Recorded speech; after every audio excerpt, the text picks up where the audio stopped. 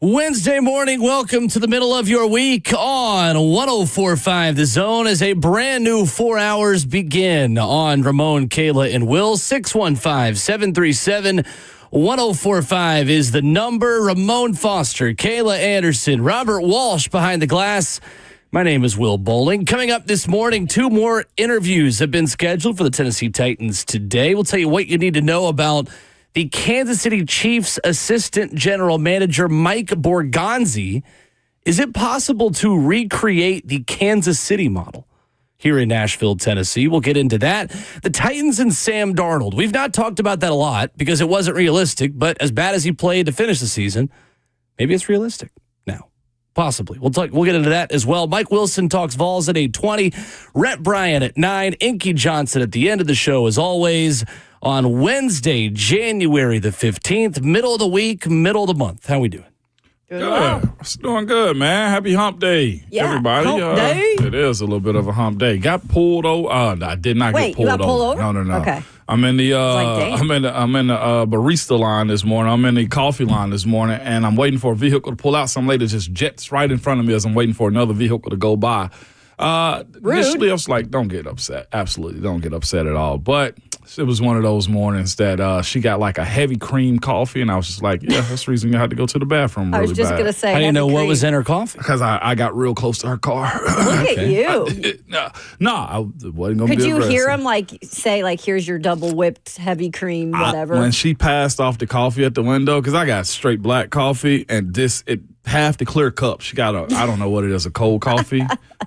It was like half cream. I was like, that is way too much going on this morning. But at 5-something in the morning? Yeah, she was a little rude this morning, but I didn't care. I've dealt with that. It's all good, though. That was the only thing eventful this morning, for the most part. Kayla? I switched to green tea for now. I mean, I don't know what it is with coffee. Like, I guess it's that time of year. I'm a little congested still from my sinus stuff, and so maybe I just think tea is the better option for some reason. But I got this local honey. As you can see, I've used a lot of it.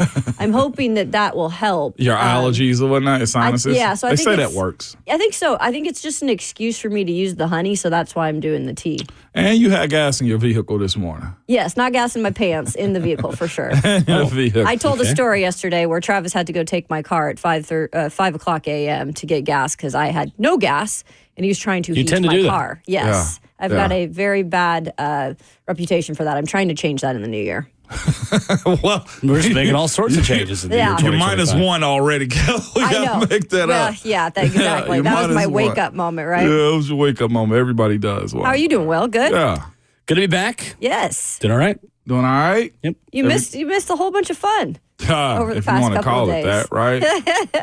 It was fun for me. Wild week. Yeah, it was fun for me. I'll say that. I thoroughly enjoyed it, man. Golly. The spammers on social media are so good. I love them. Absolutely love them. Appreciate you guys. Streaming live at 104.5 The Zone TV, Facebook Live, YouTube, Twitter, or Twitch. Albert Breer telling us Ian Cunningham and Mike Borgonzi will have in-person interviews today with the Tennessee Titans. Field Yates adding he thinks they would be hard-pressed to find a more qualified GM candidate right now than Borgonzi, who has been, quote, involved in every facet of team building for a team that has won 3 Super Bowls in 5 years with a shot at a 4th on tap.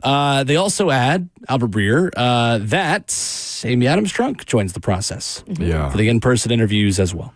Yeah, good they got to sift it out before she actually takes it more serious, too. This is the process behind it. We spoke about Borgonzi a little bit yesterday. His credentials are long, are extensive. He's a guy that's been around Kansas City since 2009. He's seen the bad. He's seen the Romeo Cornells. He's seen the Todd Haleys. He's seen the Alex Smiths. He checks every single box. So if he feels like it's time for him to move the heck on, he got a hell of a project right here in Nashville with the Tennessee Titans. It was interesting. I was listening to Jimmy Wyatt on 3HL yesterday, kind of talking about the process of interviewing all these different candidates. And he was saying that the first interview yesterday, I believe, yes, it was Ed Dodds. of the Colts. It was like a 5-hour interview. And he was like, yeah, he was there for a long time. And they're just kind of splitting up. You got the morning session and the evening session. Yeah. But yeah, there are a lot of candidates right now. And you would think that they're probably going to want to make a move sooner than later. So that's a big chunk of time, though. You're spending it with other people in the building. Obviously, Amy Adams Strunk, Chad Brinker, Burke Nihill. So it was interesting listening to kind of how that process goes when it is in a way sped up. What's fascinating though is not. I mean, it happens every year. I don't know why I'm shocked by it whatsoever, but it's 6 head coaching vacancies right now. Like it's a lot of like front office moves that are going on, and it's such a quicker league than most, I guess, expect it to be with the hiring and firing of stuff. Mm-hmm. I just can't believe it's 6 jobs, and one of them already been filled with Vrabel going to the Patriots. Right. So and only 3. Well, there's still 6 openings, so there 7 counting Vrabel. And Clown, yeah, that's what I'm saying. Vrabel's in already Dallas, filled. right? And there's only 3 GM openings. Right. So if your timing wasn't good in terms of the quarterbacks you have to pick from, but at least your timing was good this offseason to be looking for a guy when only 2 other teams are looking for a guy. Because there's a lot of them out, and they've got a lot of good candidates that they brought in. So. And also, too, it's an NFL job. Any head coaching guy, any coach that has head coach aspirations is going to want to be an NFL head coach. It don't matter what city they're in, whether it be New Orleans, Chicago, New York. Well, I say that. Jacksonville, you got to fall in love with Jacksonville. So there's 31 and a half of these. A little more goes into that, so right? You got 31 and a half. You got to love the job, man. That city is a little bit different right there. It's just it's so spread out, and it's just tell it how it is. Yeah, it is. It wasn't. It's not a great city. Yeah, Sorry, none of the people, but just the city itself. No, the people. The people stink. Yeah, no, it's okay. It was funny. I was watching the Jags. I don't know what Jags game it was, you guys. It was recently, and they showed the crowd, and I was like, yep. Those are Jags fans. Yeah, no, 100%. Exactly. They are in the Jags Stadium. So no, they match the description. Well, if that don't change, this is what they're going to start saying about Titans fans moving forward, too. Because that stadium was very bare. With bags over the heads. You don't want that. So hopefully whatever Miss Amy and Chad and Bert got in playing for their GM hires in this offseason, man, something's got to change in quick, fast, and in a hurry, for sure. Elsewhere, headlines yesterday, unless you were Ron Slay in Auburn, Alabama, home teams going down in men's college hoops in the SEC. Alabama losing to Ole Miss, who is undefeated in SEC play, 74-64. Nashville native Malik Dia, former Belmont forward, leading the way, former Vanderbilt forward as well, with 23 points and 19 rebounds. Against Alabama, 74-64 for the Rebels in Coleman Coliseum. And then that wasn't even the biggest upset maybe of the night, as Missouri goes to Gainesville and beats Florida. Couldn't be my team losing on their home floor this year in college basketball. I know. SEC. That's crazy, man. It is, I know Ron Savage told us, like, hey, man, that you just never know what's going to happen on the SEC on the road. Like, as you said, well, these are home teams. Nate Oates was losing it. I mean, 19 rebounds for Malik Dia. The Ensworth product got after it yesterday. Yes, the heck he did. I text Ron's like, hey, Malik going off because Ron. By the way, shout out. Yeah, he was very. Slay was great on the broadcast. What do they call it down there in Auburn? The jungle? The jungle. Yeah, right. It was wild, but man, it was they didn't slip up last night, though. They did got not. Monstrous team. But yeah, Ole Miss. That's 21 ranked team too, if I'm not mistaken. That's correct. 21st ranked team. Every game is a battle, when you've got competition that can play up to these other teams. Yeah, and what's crazy is, as good as Alabama is, they just got bodied in the paint. Like I know I've heard Savage speak about it a little bit before. Like Malik going into the paint just isn't necessarily his thing. Like, he's a shooter, he's a scorer, he's a guy that don't bang. Last night he banged big time, man, and it showed off for Ole Miss of all teams. They gave it to Alabama. I didn't see all of the Missouri one though. Will, I didn't either. Florida just missed. Well, I've been traveling back to Nashville. I just saw a lot of the scores, but that was surprising on a couple fronts, no doubt. Yeah, that, and I will say this too. Duke, I know they played against Miami last night. That ain't a crazy game. Hey, that Cooper Flagg kid, nice. Hey, that kid is. He won or two. Breaking news there. In the draft, it's 1 crazy. Or 2 in the draft easily. It was fun watching them. I ain't get a chance to turn over to the Missouri game. I'd have loved to see Florida go down. I'm sure Gator Mike would have. I would have loved to say, because he's been real chesty about that. And they boat raced the Vols. I mean, you say what you want to about it. Do what you want when you pop there. They boat raced the heck out of the Vols. But last night, good. Take a L. Big one, too. 615-737-1045 is streaming live on 1045 The Zone TV, Facebook Live, YouTube, Twitter, or Twitch. In the comment section there is where you join the F&M Bank chat. ESPN reporters have predicted where coaches will end up at the remaining 6 vacancies. What is the best case scenario for the Titans? And is Deion Sanders the best option for Jerry Jones in Dallas? I'll give you the case why coming up next.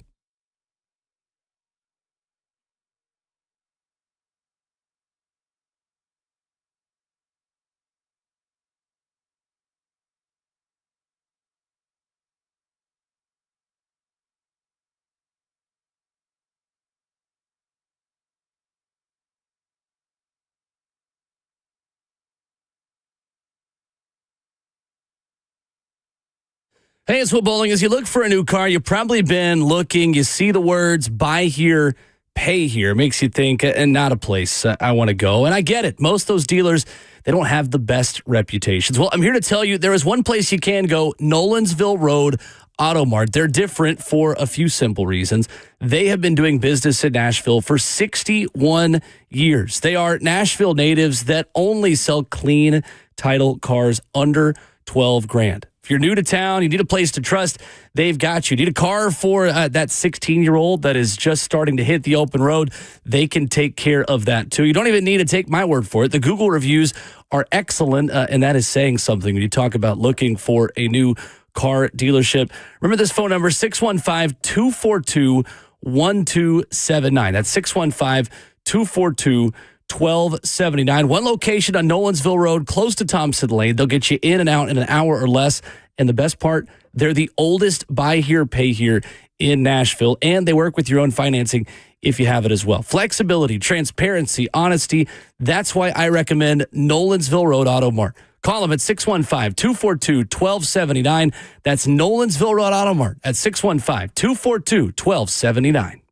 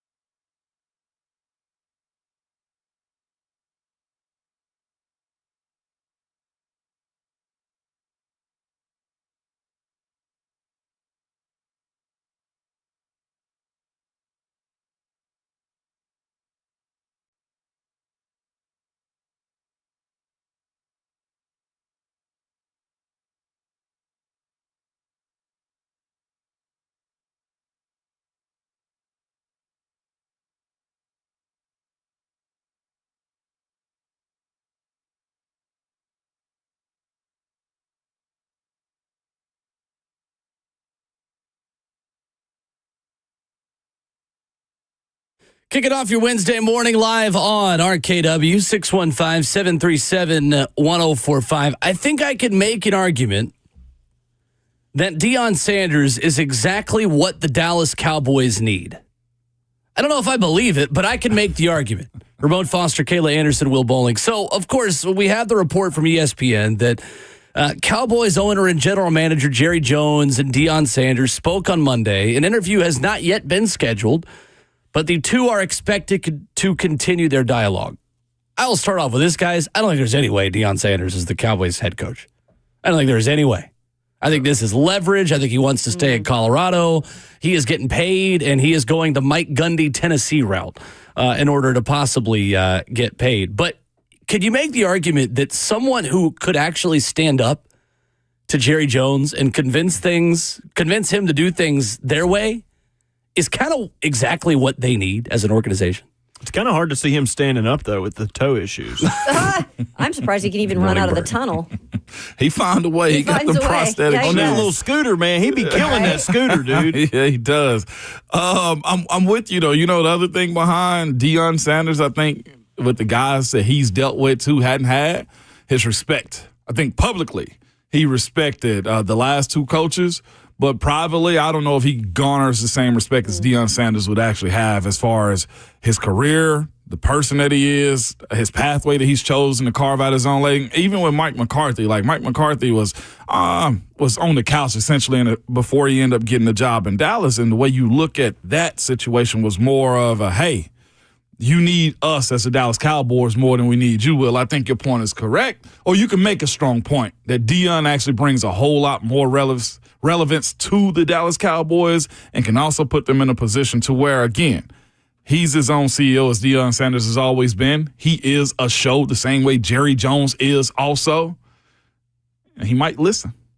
Especially, He might also have his son's ear too. So there's always a big thing with ownership is having the son's ear to get stuff done. Yeah, it's wild when you think about, the situation with Dallas. It just continues to be what it is, right? They have the talent. They win in the regular season for the most part, but when they do get to the postseason, I know that was not the case this year, it has been an utter disappointment. And that's even with Dak Prescott. And again, he got paid again to, be there and be their franchise guy. You got Micah Parsons that they're going to have to pay now. They just can't get over the hump, and they can't really shine like the star that they are in Dallas. Like, that's what people expect them to be. You're Dallas. You're the Cowboys. You're supposed to be winning games in the playoffs, like having a chance at the Super Bowl almost every year. And all we do now is talk about the soap opera that is the Dallas Cowboys with Jerry Jones. And I think you're right. I don't know with all these coaches that come in, Jason Garrett, Mike McCarthy as of late, if he really does respect them to the level where he stands back a little and lets them do their jobs. Because we all know it's apparent that he gets into everything. Mm-hmm. And I think Deion is a strong enough personality, and they could butt heads as well, that maybe you could see some change within that organization. Now, it might take a minute, right? But if they let him do his job and he is able to be a good head coach at the next level, which we don't know yet,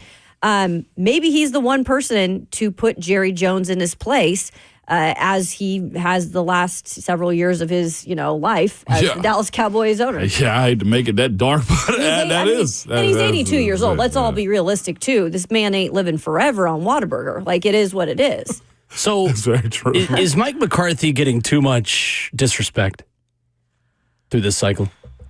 Yeah. I think he absolutely is, to answer my own question. He's a good coach. He is a good, yes. Yes, I mean, he's a good you coach. put him and Sean Payton, Sean Payton's resumes side by side. Mm-hmm. They are nearly identical. The guy went to the playoffs 3 out of 5 years in Dallas. The 2 years he didn't, he had quarterback injuries.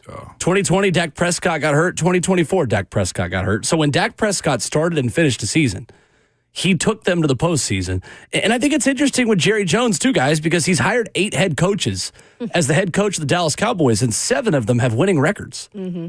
Like, Dallas is never a low-floor team. They're just not a very high-ceiling team. No. And I think it's really interesting the way people view that job and Jerry specifically, because the parts are there to be good in the National Football League. They are now tasked with the same conundrum the Titans were, a couple of years into mediocrity with Mike Vrabel, and the same one that Pittsburgh is really with Mike Tomlin. Are you willing to lower your floor to potentially raise your ceiling? Yeah.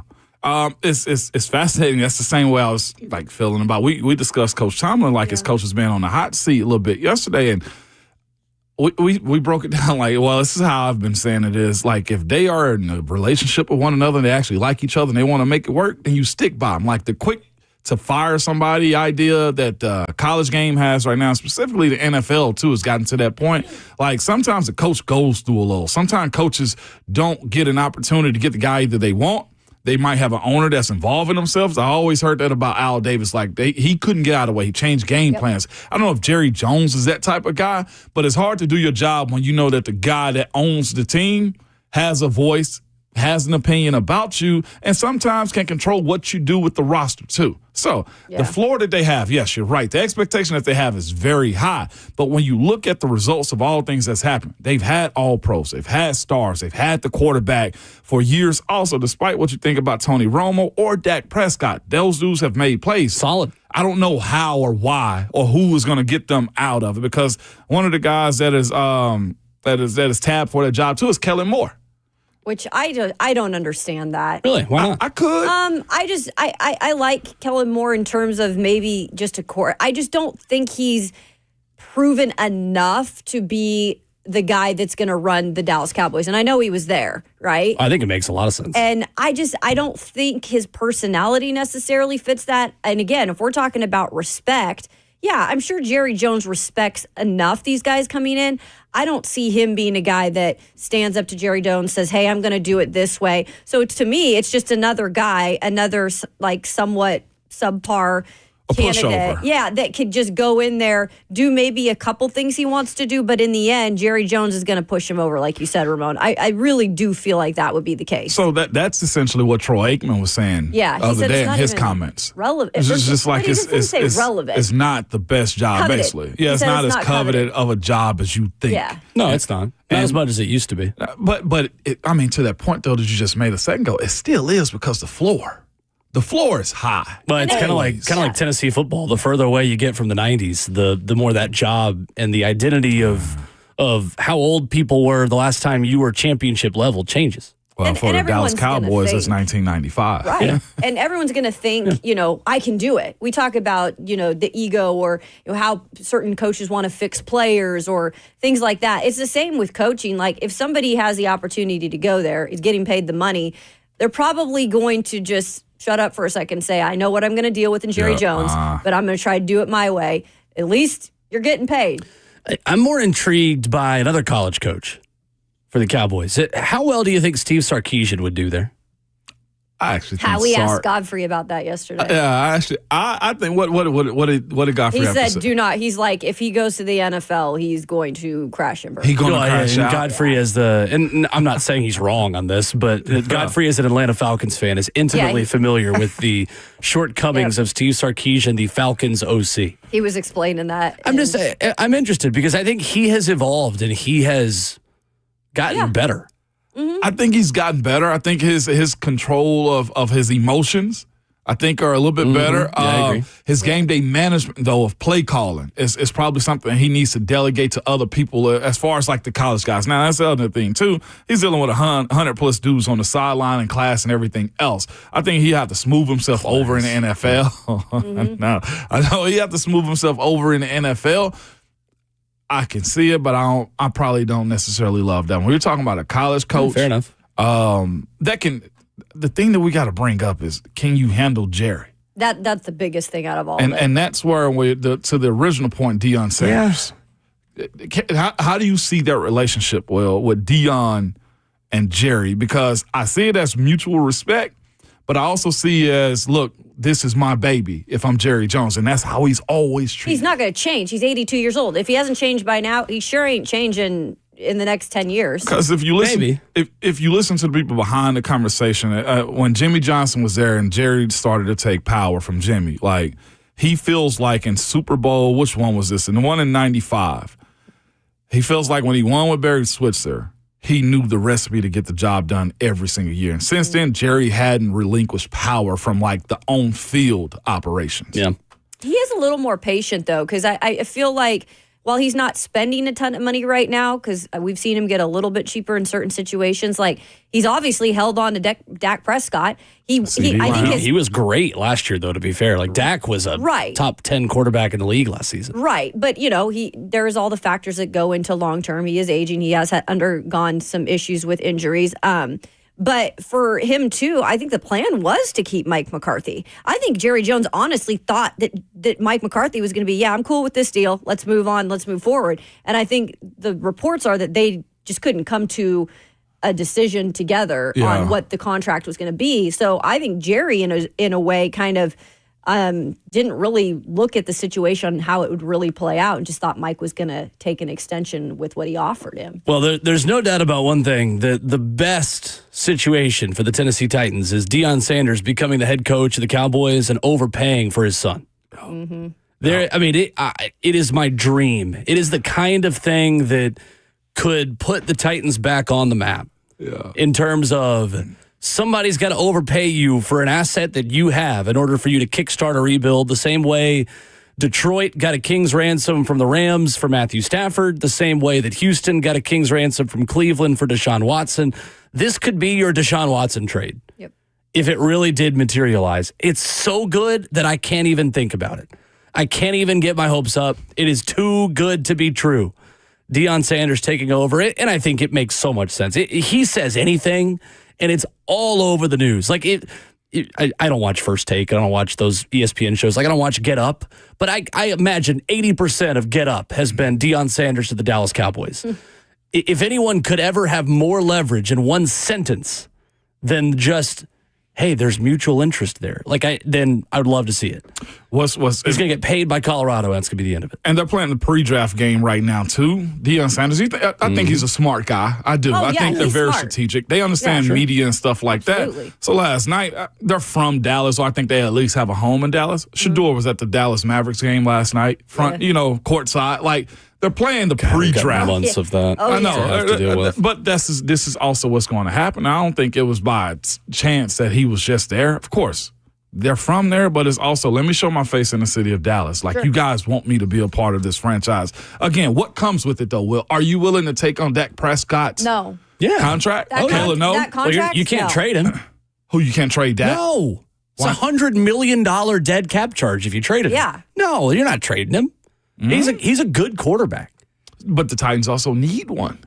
Okay. Dallas is not trading. There is no way Dallas trades Dak Prescott. So Deion drafts his son, sits him behind Dak? Yeah. Probably. He's always started everywhere he That's wants. also why Deion's not going to go to Dallas. It's not realistic, in my opinion. Mm-hmm. It's fun to talk about. $100 million of a dead cap charge. Yeah, that's the reason. You've got to really hate somebody. You've got to hate someone as much as Denver hated Russell Wilson to pay someone $100 million against the cap to not play for you. But the other side of it, though, is this. Well, if you do want Shador to be successful, you sit him behind him and let him learn, let him grow. But the point that you just brought up is what we brought up yesterday. Deion Sanders is probably in a worse situation as far as trying to get an NFL job, though. Like, he can use it for leverage against Colorado, but everybody and their mom know, and their uncles and aunties know, that if you get Deion, whether it's Vegas, whether it's Dallas, you have to go get Shador, and you lose all leverage as it pertains to draft. Right. Exactly. And that's why the only person I really feel like that would do that, and Jerry Jones, he's a bit crazy, and he is all about the marketing. He's also an awesome actor right now. Absolutely. He is. And what was it? Landman. Yeah. But he would do, I could see if anybody was going to do it, I think 100%, he would try to bring Deion there and would say, hey, if we're going to get your son, we'll go get your son. But they can't trade Dak. It's on brand for what the Dallas Cowboys would do. Absolutely. I do think the guy ultimately is Kellen Moore.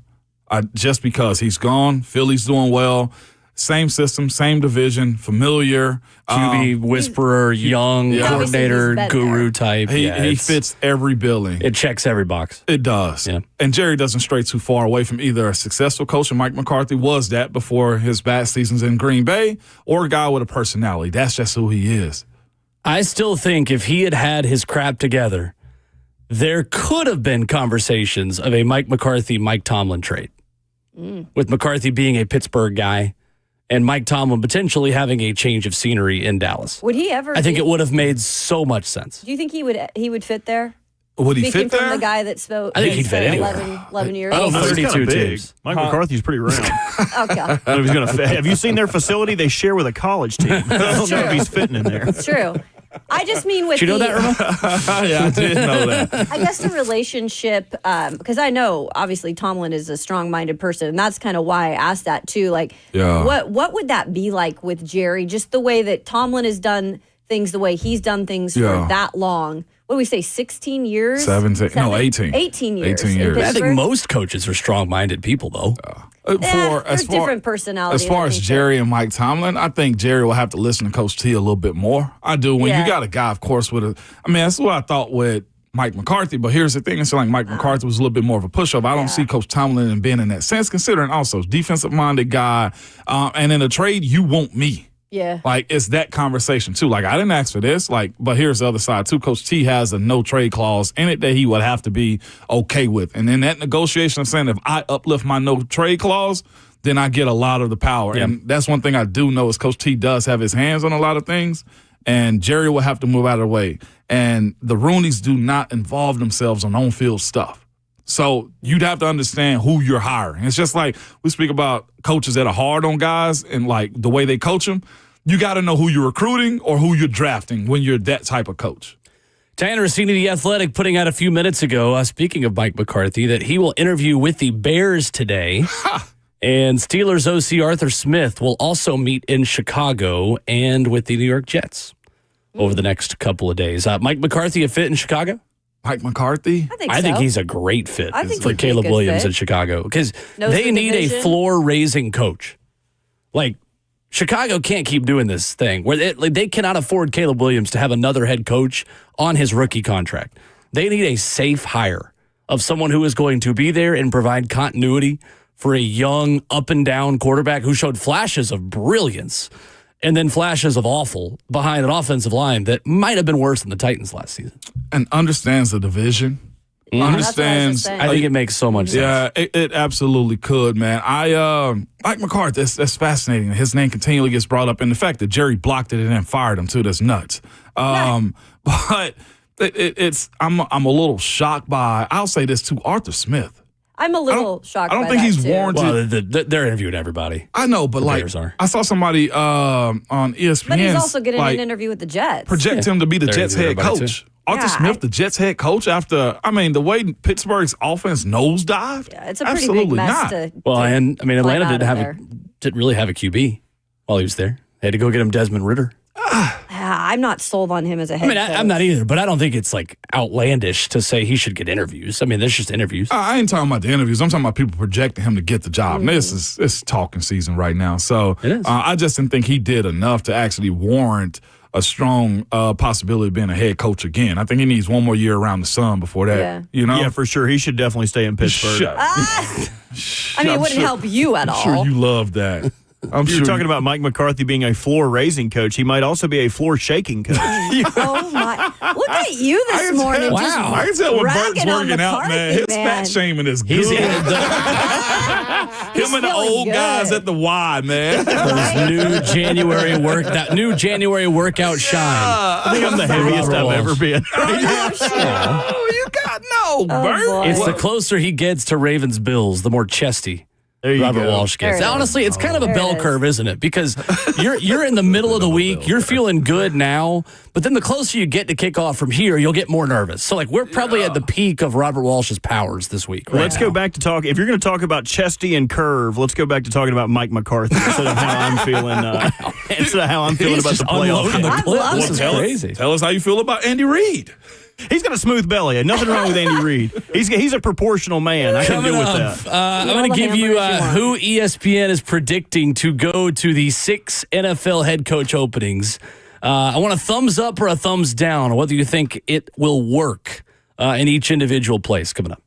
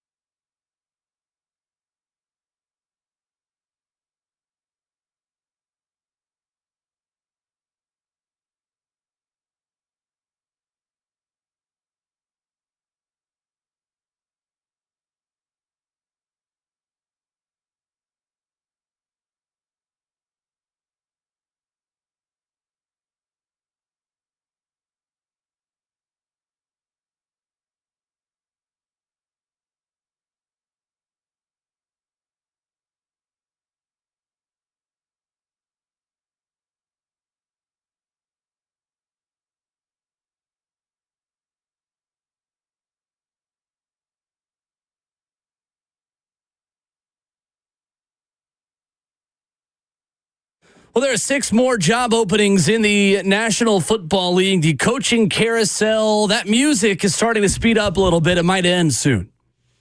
Wrapping up Hour 1 at RKW, Ramon Foster, Kayla Anderson, Will Bowling. ESPN.com's national reporters have pontificated, $5 words coming back from vacation, on who is going where.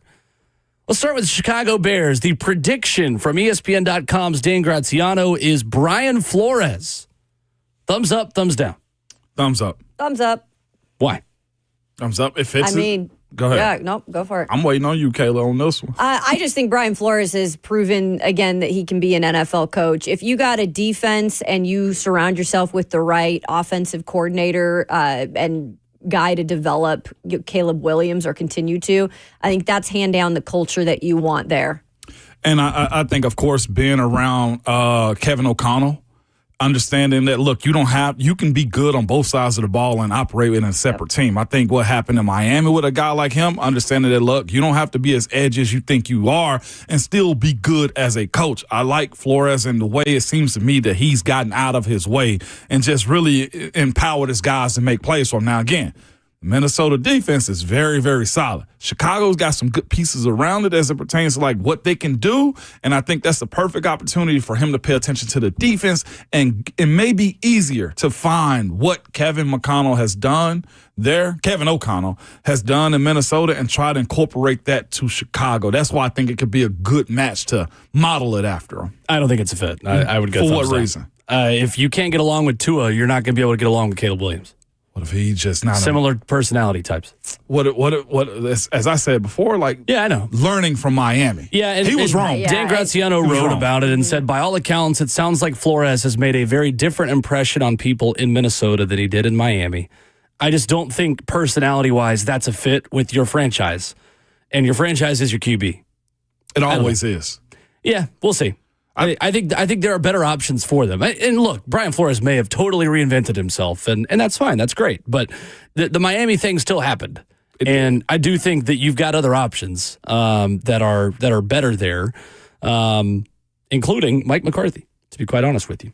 Kellen Moore in Dallas, we've already spoken about that one, so I'll skip that one. That's where ESPN.com thinks the Cowboys will go, is Kellen Moore. We've spoken about that at length already this morning. Quick note on that. If he was named the Cowboys head coach, he would be the new youngest coach in the NFL at 36 years old. He's been a coordinator since he was 30. I was going to say, he's been around for a minute. He's only 36. Oh, yeah. I can't say anything bad about him because he kind of looks like me. Yeah, I was waiting. So clearly, absolutely. I love him because he looks like just me. like Kirk Cousins and Sam Darnold. Well, they don't look like me. Kellen Moore's just a good-looking guy, all right? And look, us sixes, I got to stick together. I'm a 6 out of 10 on a good day, and we've all got to support each other, all right? Hey, you'd be a 10 in North Carolina. You got to come to my neck of the woods. My personality is sparkling, all right? I make up for it. Jacksonville, Joe Brady, Dan Graziano's prediction. Ooh, I think that's a disaster. Really? Waiting to happen. Why is that?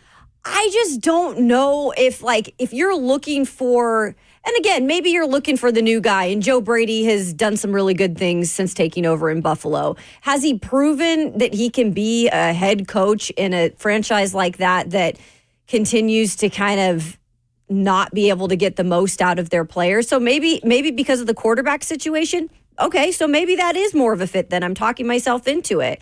If you really want something fresh and you want something where someone's going to have to go improve, they can be that guy. Okay, maybe I'm more on board with it now that I'm talking about it. You've talked yourself into it. I'm thinking about his past with, Joe Burrow at LSU and some of the stuff that he's done with Josh Allen in Buffalo. So maybe he can get the most out of Trevor Lawrence, and yet that's yet to be seen. One thing he's going to do is have a guy that has all the potential. Same as with Josh Allen, too. I could see it working, but it does come down to him. He'll be probably the youngest Coach Bird if he is hired at 35. So yes, he would also be the Mike McDonald is currently the youngest at 37. Okay, so the way I look at his situation is, can he get Trevor Lawrence to safely play like Josh Allen? Yeah. And that's the issue that I feel like Trevor Lawrence has right now, is he don't know what he wants to do he's got the receivers. Mm-hmm. He's got somewhat of an offensive line. They piece it together a little bit better. He's got skilled guys all around him. What is Trevor Lawrence? He may actually be the problem. Okay? I think they brought in guys other than Urban Meyer. But you'd expect Doug Peterson was able to get something out of him, and they still had a losing record. I know he got injured and stuff like that, but like still, there should be more coming out of that franchise. Yeah. And I'm not sure if Joe Brady can actually train him to be that dude. He helped Josh Allen, at least with some of those issues. I also think Josh Allen finally had that switch click, too. And that's what I'm saying. Maybe he needs a little confidence. Maybe Trevor Lawrence has lost that, right? And a fresh face like that, younger guy, has helped quarterbacks in the past. Currently, he's supposed to be dominating this division. Well, absolutely. He was the number 1 overall pick. He's supposed to be dominating. They just went the established NFL head coach route, and look where it got him back into, the coaching carousel. So yeah, I think it's a fine fit. But anyone who's working for Trent Baalke has a very limited ceiling until they fire the GM. They're just going to be doing this every 3 to 5 years. It's taken a while for the Carolina stink to get washed off Joe Brady because his one off season there, it was like, oh, this guy's going to be a head coach in no time. Right. Has a terrible season, gets fired, gets pushed to be quarterback coach of the Buffalo Bills. I'm surprised that he has not already been given these opportunities. My buddy was coached by him at William and Mary and said that he was always going to be an NFL coach. Hated recruiting, hated talking to kids, just wanted to do X's and O's. It doesn't surprise me that he's getting this as young as he is. We're probably not far away from LSU fans wanting him to be their head coach. Right.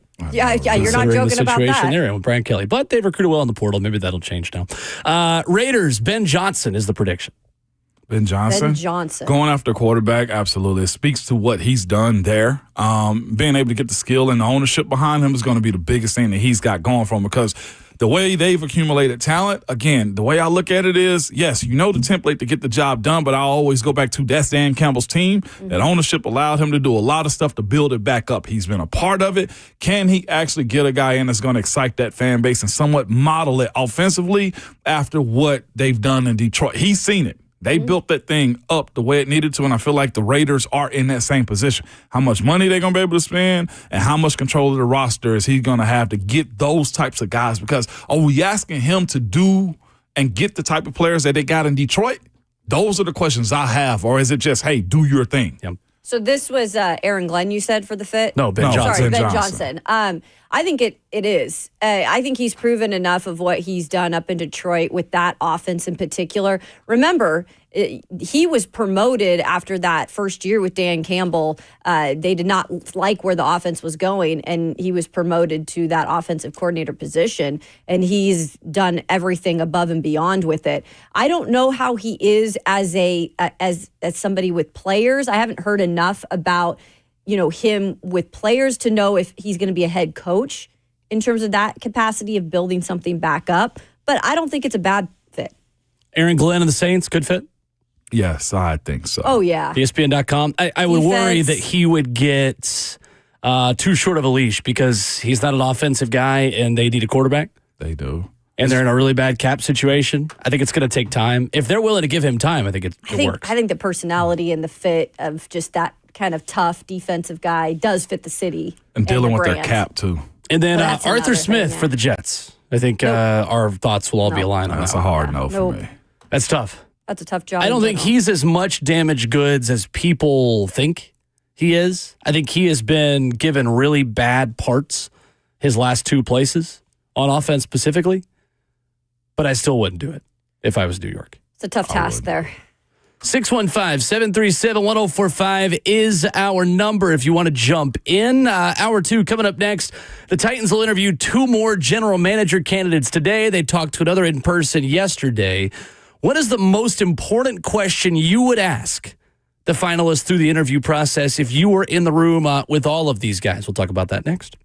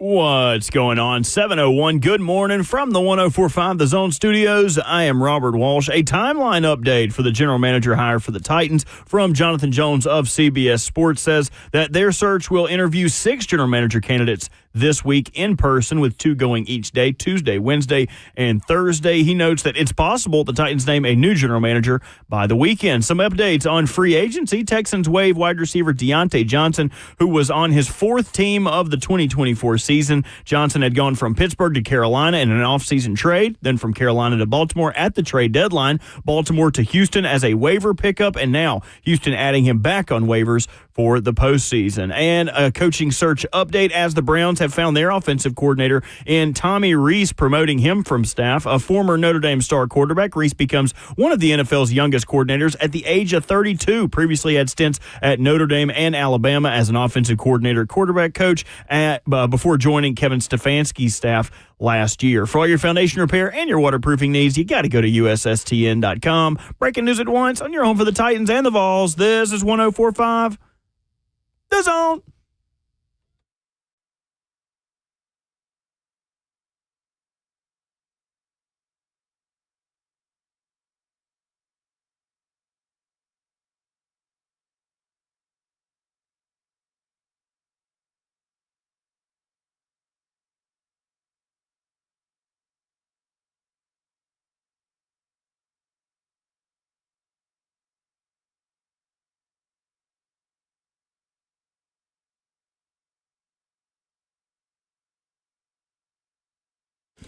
Welcome to your Wednesday morning in RKW, 615-737-1045 with a full crew in studio. Ramon Foster, Kayla Anderson, Will Bowling, Robert Walsh makes the show happen.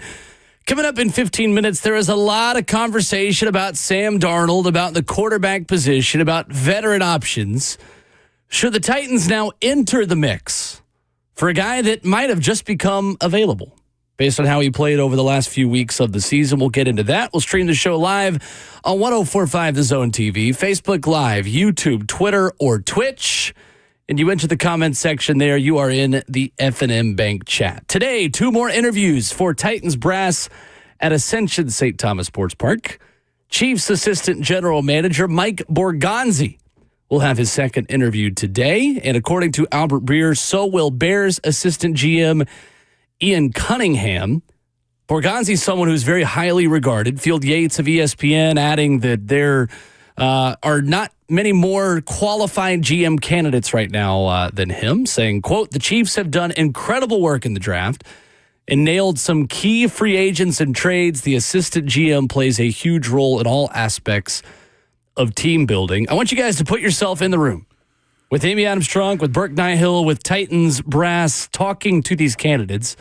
What is the most important question they've got to answer through this process? The most important question they got to answer, Will, how do you view my team as where we are right now? I would love to hear their perspective on how they view this Titans job. Also, how do you feel about the role that you would have to play with having to answer to Chad and her also?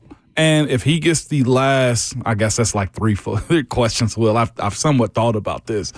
How do you feel as far as being the GM and your boss getting the last say on how you construct the roster? Those are the things. How you feel about us, how you view the position of having a boss above you, and how do you deal with not having a last say on roster? Mm-hmm. I'd have to know those things.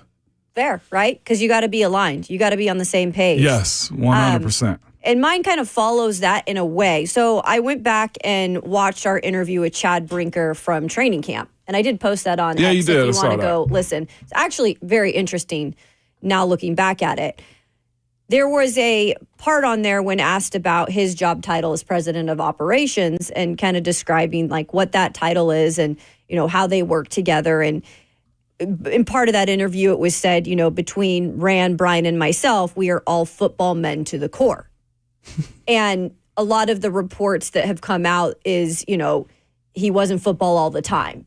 And then we got the transcript that came out after, you know, the change was made, and it said, we want somebody who is football all the time, right? Yeah. And so I want to know, since it seemed to be that Rand and everybody were football guys to the core before this season.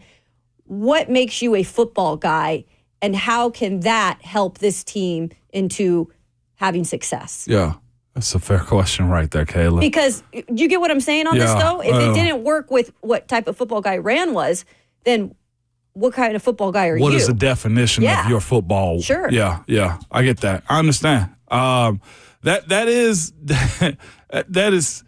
What are they expecting you to do? Just be a pawn and just finding talent and just watching film and basically giving evaluations? What was Jim when Idris Elba was on The Office? Hey, you got the rundown? Like, are you continually giving the rundown to the guy above you every single time? Or are you allowed to do your job? That is a solid take on that one, Kayla. Let's be in a position to where you're expected to actually build this thing up. But it looks like you're just a rundown guy. Hey, pass me the papers on what you got. In what format you want that rundown in? Oh, just basic. Oh, okay. Jim can figure it out. The heck's a rundown. I think it's pretty simple. What's your plan at quarterback, right? I mean, it is the number one question all these guys are going to have to answer. You drafted one, or are you signing one? Or is Will Levis your quarterback? I almost think like Bryan has more say in that because he's developing them. He does. I mean, the job, if they decide to go that route. The initial job of the GM is to do what, though? Satisfy the coach to put players on the field that he can coach up. Yeah. It's the most important job every general manager has. Pick the quarterback. Pick the quarterback. Because, I mean, look at what Kwesi Adolfo-Mensah has done in Minnesota. He built a really, really good football team. His quarterback failed him at the end of the day. So none of the rest of it matters. Look at what Kansas City has done on the other side. Again, it's not fair to say Kansas City has only picked a good quarterback. They've got a tremendous defense, and that was the biggest reason why they're defending Super Bowl champs. But, when everything else fails, they picked the quarterback that raises the level of everyone else. It is the most important decision that any executive in any sport has to make. Who is your quarterback? There's no one singular decision in any other sport, in baseball and in basketball and anything else more important than who's your QB. And that is the question that if the second your butt hits the seat in front of Titans people, all right, what quarterback? Let's hear it. So that to me is where the issue lies on doing this job, though, too. Like you have to hire somebody that you respect. Now, I know that goes a long way, but when I saw Byron Leftwich take an interview to the New England Patriots, I knew it's like, no, they're not really considering him, right? So when you get an opportunity to do your job. Well, what if the guy that's being hired as the GM has a different pick than what Chad Brinker wants, right? What if the coach and the new GM actually are on the same page, but Chad looks at it and says, and I'm only projecting on what they said his role is in the end. He controls the roster. He has the last sale, but the roster is what we were told. What if that doesn't align? Does Chad actually say, no, if they're picking quarterbacks this year, Shador or Cam? What if he says, hey, I want Cam, Chad, but Coach Callahan and the new GM want Shador? That's where, to me, this job gets somewhat confusing. This is where, to me, it's just like, why are you hiring the guy if you're only going to have the last say-so anyway? Because these types of things do happen. I know votes do happen. Great point. Would you rather have someone who is already aligned with you at the beginning of this process, or someone that's going to bring in a different perspective and try to argue their point and win you over to say, no, I want the other guy, but here are the good reasons why? Yes. And that's where who's the candidate from Green John Bay? Sullivan. Yeah, John Eric Sullivan. That's why we said that might be the best fit because of the connection with Chad. Yes, because what I'm learning is this: watching the way coaches get hired in 1 year, fired in 1 year, too. I know there's a lot of lobbying behind the scenes with guys, right? And that's why I do think when you're in these positions of being executives and you're the top, you're the head honcho in a lot of things. You do have to have people in place that are your people, is what I'm learning. Sure.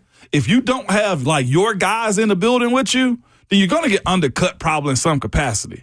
And that's why coaches continually bring in the same old folks that they bring in every single time, because they know trust and speaking around the building is always going to be a thing.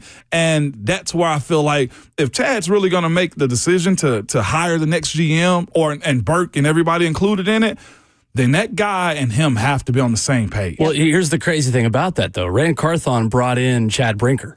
Yeah, absolutely. And Chad Brinker still, filling in the blanks, undercut Rand Carthon. Well, and in that interview, you can bring people in and they still take the rug out. Yeah, I mean, in that interview, Chad said, "I'm here to serve.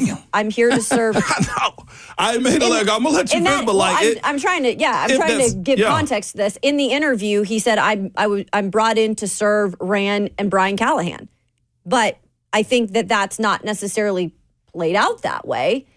And I mean, yes, they went 3-14, and that's again why I still am confused on if you brought that in as a cohesive group and you went 3-14 and you needed somebody to, put the blame on. It's like I kind of put the blame on all three. Yeah. Oh, absolutely. What? It was a collaboration. And that's why you got to make sure this collaboration's right. You do. 100%. This one's, we're just calling, I feel like, I'm calling the entire, it's a rebuild. Like everything about what they're doing so far, not a reset at all. I do think like resetting of powers has been in place, but this whole buildup is an entire rebuild on what they got. The way you broke that down a second ago, it's just like, well, he brought him in. How did Chad get that type of flex? Doesn't matter who brings in who. It can Right. still break down in the same way, the way it did here. But as far as picking the quarterbacks and stuff like that one's going to hire. I mean, that's going to keep you employed to get you fired here next. Mm-hmm. I'm not sure who would be the best fit, but I do know what it sounds like when Mike Bergonzi walks in the room to do that interview. Oh, I've come here to speak with you, Amy and Chad. It's so good to see you. Yes, I want to make you an offer you can't refuse. You're going to hire me as assistant general manager. And then next season, I'm going to be the general manager. And if you don't like it, you can sleep with the fishes. Hey, they're going to put a horse's head in the bed. See, That's what I'm saying. I love it. The crazy thing about that is that the VOT, obviously becoming the VOT-V, and Mike Keith now. I don't know if we can do the Sopranos music for Mike Keith anymore as the VOT-V. The Sopranos music maybe could stay if it's Bergonzi. Ooh, I like There you it. go. Mike Bergonzi's We can going to keep walk it in alive. your trade conversations, make an offer you can't refuse. Yeah, I'd be scared. You bring Bergonzi in, you don't mess with him. I think the Mike note is on- part of the Moonshine Mafia now. Like you have to find a new, Yeah, right. a new way to include him. But hold up, which Mike is he? Oh, I don't know. You called him Michael yesterday. We might be Mike calling him Bergonzi Michael. or Mike Keith. Who's to say? You know Yeah, Mike. yeah. The thing about Mike Bergonzi is interesting. I know he didn't Like work me. with Chad Brinker, but he does come from kind of the Packers way of life because John Dorsey was his boss in Kansas City for so long. John Dorsey with a Green Bay background with Chad. So you kind of have 2 degrees of separation from Chad Brinker to Mike Bergonzi, even though they've not shared a staff together. Sure. Yeah, I'm used to packing things down at the docks. That's where I be packing. Crazy. That's so You perfect. are, I missed It it. was really, really One other fitting. quick note, the NFL is continuing to trend, guys, of exporting the NFL's worst assets to international games. The Colts will be playing in Berlin next year. All right. Hey. Get out the beers. Against who? Do they know Oh, their they don't know opponent? yet. They just know we know the Colts will be the home team for the first ever Berlin game. So once Indianapolis again, Colts. that's right. The NFL is sending its worst teams abroad. Sorry, Germany. So it'll I guess be a bad the NFL team, doesn't huh? like you. 615-737-1045. Anthony Richardson's going to have such an inaccurate pass. It's going to go through the Olympic rings that hang over the stadium. Oh, no. All right, I'm done. Coming up, Sam Darnold's stock has dropped precipitously. Does that mean the Titans are now in the market for him? We'll talk about it next. I love living in Middle Tennessee. We've got great restaurants, entertainment, sports, and one of the nation's top Ford dealers right here in our backyard. Two Rivers Ford. Hey, it's Remember Will that Bowling. name. To all my Two Rivers facility has been a managers staple out in our there, is your community since HVAC system 1983. keeping up They're with locally owned. They have a non-commissioned sales team, and they sell below MSRP. They've been doing business with integrity for decades. Two Rivers Ford, the South's most trusted Ford dealer.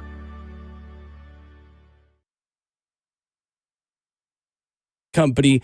They are here to help. For over 80 years, their expert team has been here to make your life easier and keep your place of business running efficiently year-round. You need the hot air, so do your customers as well, your employees.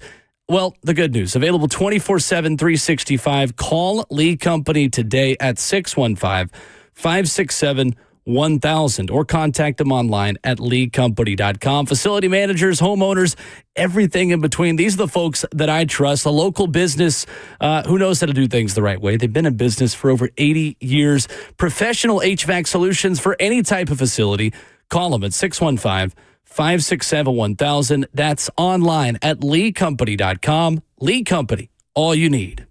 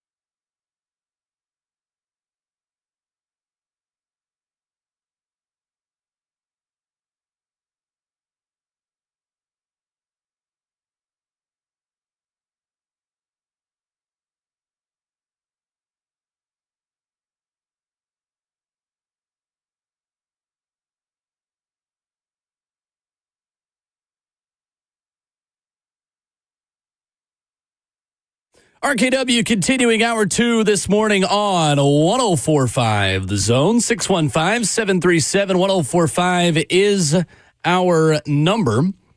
I appreciate the good folks at Scooter's Coffee breaking down some amazing cinnamon rolls, a couple boxes of coffee, this caramelicious coffee that I'm drinking right now. I love a flavored coffee that doesn't need any added stuff in it, where I can drink it black, but I still have flavor. The caramelicious coffee. You got Scooter's Coffee probably near you. If you're listening to the sound of our voices right now, drive through, quick, easy. Go check them out. This stuff is awesome. Yeah. No, thank you for Aaron for dropping it by. Yeah. Absolutely. The red cups, I threw the other one away. It's gone, okay? I don't even want anything else. Give me Scooters. Right? You hear me? I've seen them around Hendersonville and everything, and I know they're north of the city. So shout out to Aaron for dropping us off. And some cinnamon rolls in here. Oh, my goodness. I know. I just showed it on the chat. Did I make you jealous? Yeah. I know one person is super jealous right now. Travis. No. Ramon Foster Jr. Yeah. I think all are significant others probably. He's a cinnamon roll fiend. Okay. I might have to take one home to him. He'll get mad if I brag about it. Same here with Travis. No doubt. So, Sam Darnold, our conversation around him all season has been, hey, look, Minnesota, why would they not bring back someone who's been a really good thing? 14-3. He was outstanding in the regular season, barring Game 17. Then something happened that happens to a lot of quarterbacks. Something changed in the postseason. All of a sudden, Minnesota, they looked awful. 9 sacks given up. I mean, right up there with Cincinnati against the Titans. The bad news for Minnesota was the other quarterback didn't throw 3 interceptions to them. Sorry, Titans fans, to bring that back up. So now Sam Darnold could be available. And again, whenever a quarterback is available, there's a good reason. Whenever anyone's available in free agency, there's a reason why that team doesn't want to bring them back. Well, now that he could be available, and maybe Minnesota goes back to J.J. McCarthy, should the Titans enter the Sam Darnold sweepstakes? Should they? By the way, J.J. McCarthy was happy. He tweeted about it, too. It's like basically it was fake that it was supposed to end like this. I love that. I love everybody trying to dissect that whole biggest hater tweet. No, I love it. Biggest hater, Kayla. He meant every bit of it. But should they be in it? Well, Spot Track is projecting about $40 million a year. That's right. I think somebody said the projected deal would be 4 years, $160 million. Again, over the length of this season, Ben signed in the offseason. It wasn't his team until it was, and J.J. McCarthy had to have surgery. He really went in, injected the playbook into his brain and got the job done most of this year. I'm not sure if he made the Pro Bowl. I have to go back and look, but he had a career year this year. I will say he's lowered himself as far as that last game of the season, but he also have shown you, surrounded by the right cast and making plays for you, he can be your guy. Only thing that really got me is when it counts the most, he didn't show up. Everybody, to Will's point a second ago, is do a mulligan. I'm of the mindset that if you get him, don't be desperate. If you got a number in your head where you feel like, okay, Spot Track can be right, and they can also be wrong. If his number is closer to $32 million, you get an opportunity to save a little bit more, you negotiate that. Because, again, what we saw you be in New York with the Jets, we saw in the biggest moment that Minnesota's had in a very long time. Minnesota was that close to having the number 1 overall NFC seed, and they lost in the end. He was bad in that game. Well, not great in that game. And then you go to the first playoff game, not a crazy adjustment from going to L.A. to Arizona. And the passes, my thing was the efficiency of the passes, and his reaction to bad plays just spiraled downhill. I'm in the boat with him. If I can get him for less than 40, is the way I look at a guy like him. And it probably won't be for 4 years either, because you got to start having a succession plan behind him. I'm at the point that why are we going to continue to say, okay, if we're moving forward as an organization, we're just going to go get somebody else is quarterback who maybe by chance had one good year because, look, the fit was right. Kevin O'Connell was the guy running the show in terms of the offense. He's been able to do this with other quarterbacks, Kirk Cousins, for example. I think the fit was really good for Sam Darnold. And just because you have this 1 year of regular season kind of proof, to end it in that way. And maybe he could have fooled me. Maybe he could have fooled me if he had a little bit better of a performance in the postseason. But when you crash and burn like you did in those last 2 games of the season, so much so, by the way, that their play-by-play guy for the Minnesota Vikings was literally, Paul Allen was literally saying on the broadcast, just throw it away. Just throw the, don't hold on to the ball. Right? Keeping it real. It is kind of fun, though, to listen to him. But I think in this case, guys, it's a risk. You mentioned the money. It's a risk when you look at what Ryan Tannehill did. He was great in the regular season, but when it was all said and done, he couldn't get you past that point. Isn't the end goal to get you to that Lombardi trophy? You've got to make sure that you're not just doing it to do it because you want a bridge quarterback. So for this, I'm saying I'm staying away from Sam Darnold. 28 years old when the 2025 season begins, which is crazy. I feel like Sam Darnold's been around long enough that he should be in his mid-30s. A lot of trauma at this point. Yeah. He is not that much older than Will Levis. He's not that much older than Trevor Lawrence and a lot of the young quarterbacks who are getting paid around the league as well. According to ESPN research, in losses over the last 8 days of the season for them to the Rams and Lions, he threw a combined 23 off-target throws.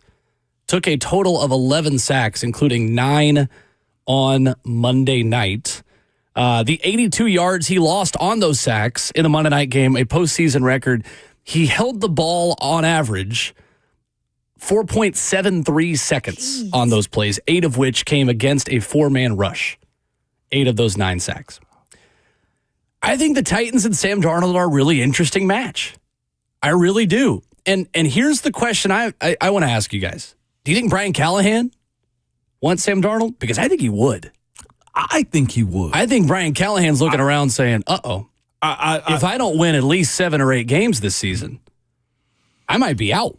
Well, and that's, I think, what could push the Titans in this direction is Brian Callahan and this organization saying, all right, if we're all going to stick around and keep our jobs, we've got to put something on film, on paper, that is an improvement from last season. And Sam Darnold is your best opportunity to do that. I think maybe Brian Callahan's mind has changed in terms of his philosophy since last year, because when they were talking about bringing in a third quarterback, right, before they did that, because they took some time to do that, he was right out jumping in front saying, I prefer a young quarterback that can be developed.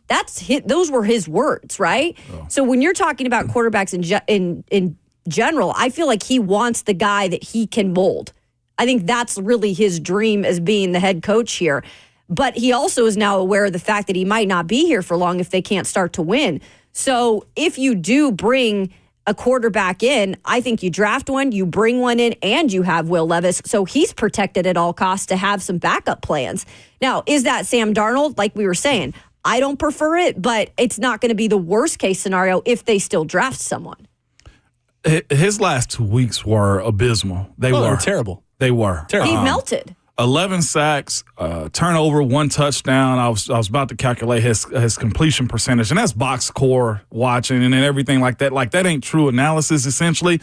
But when you watch both of those games, one, it seemed like Detroit had the template for what they thought could beat him, and they did. And it looked like it looked like the Rams did the exact same thing with a much younger but talented defense too. Like, it was that out route that he threw where either it was a bad route by Jordan Addison or either they just watched Sam Darnold eyes, but the DB ran the route for him and intercepted. And you're just thinking to yourself, Sam, no, don't do that.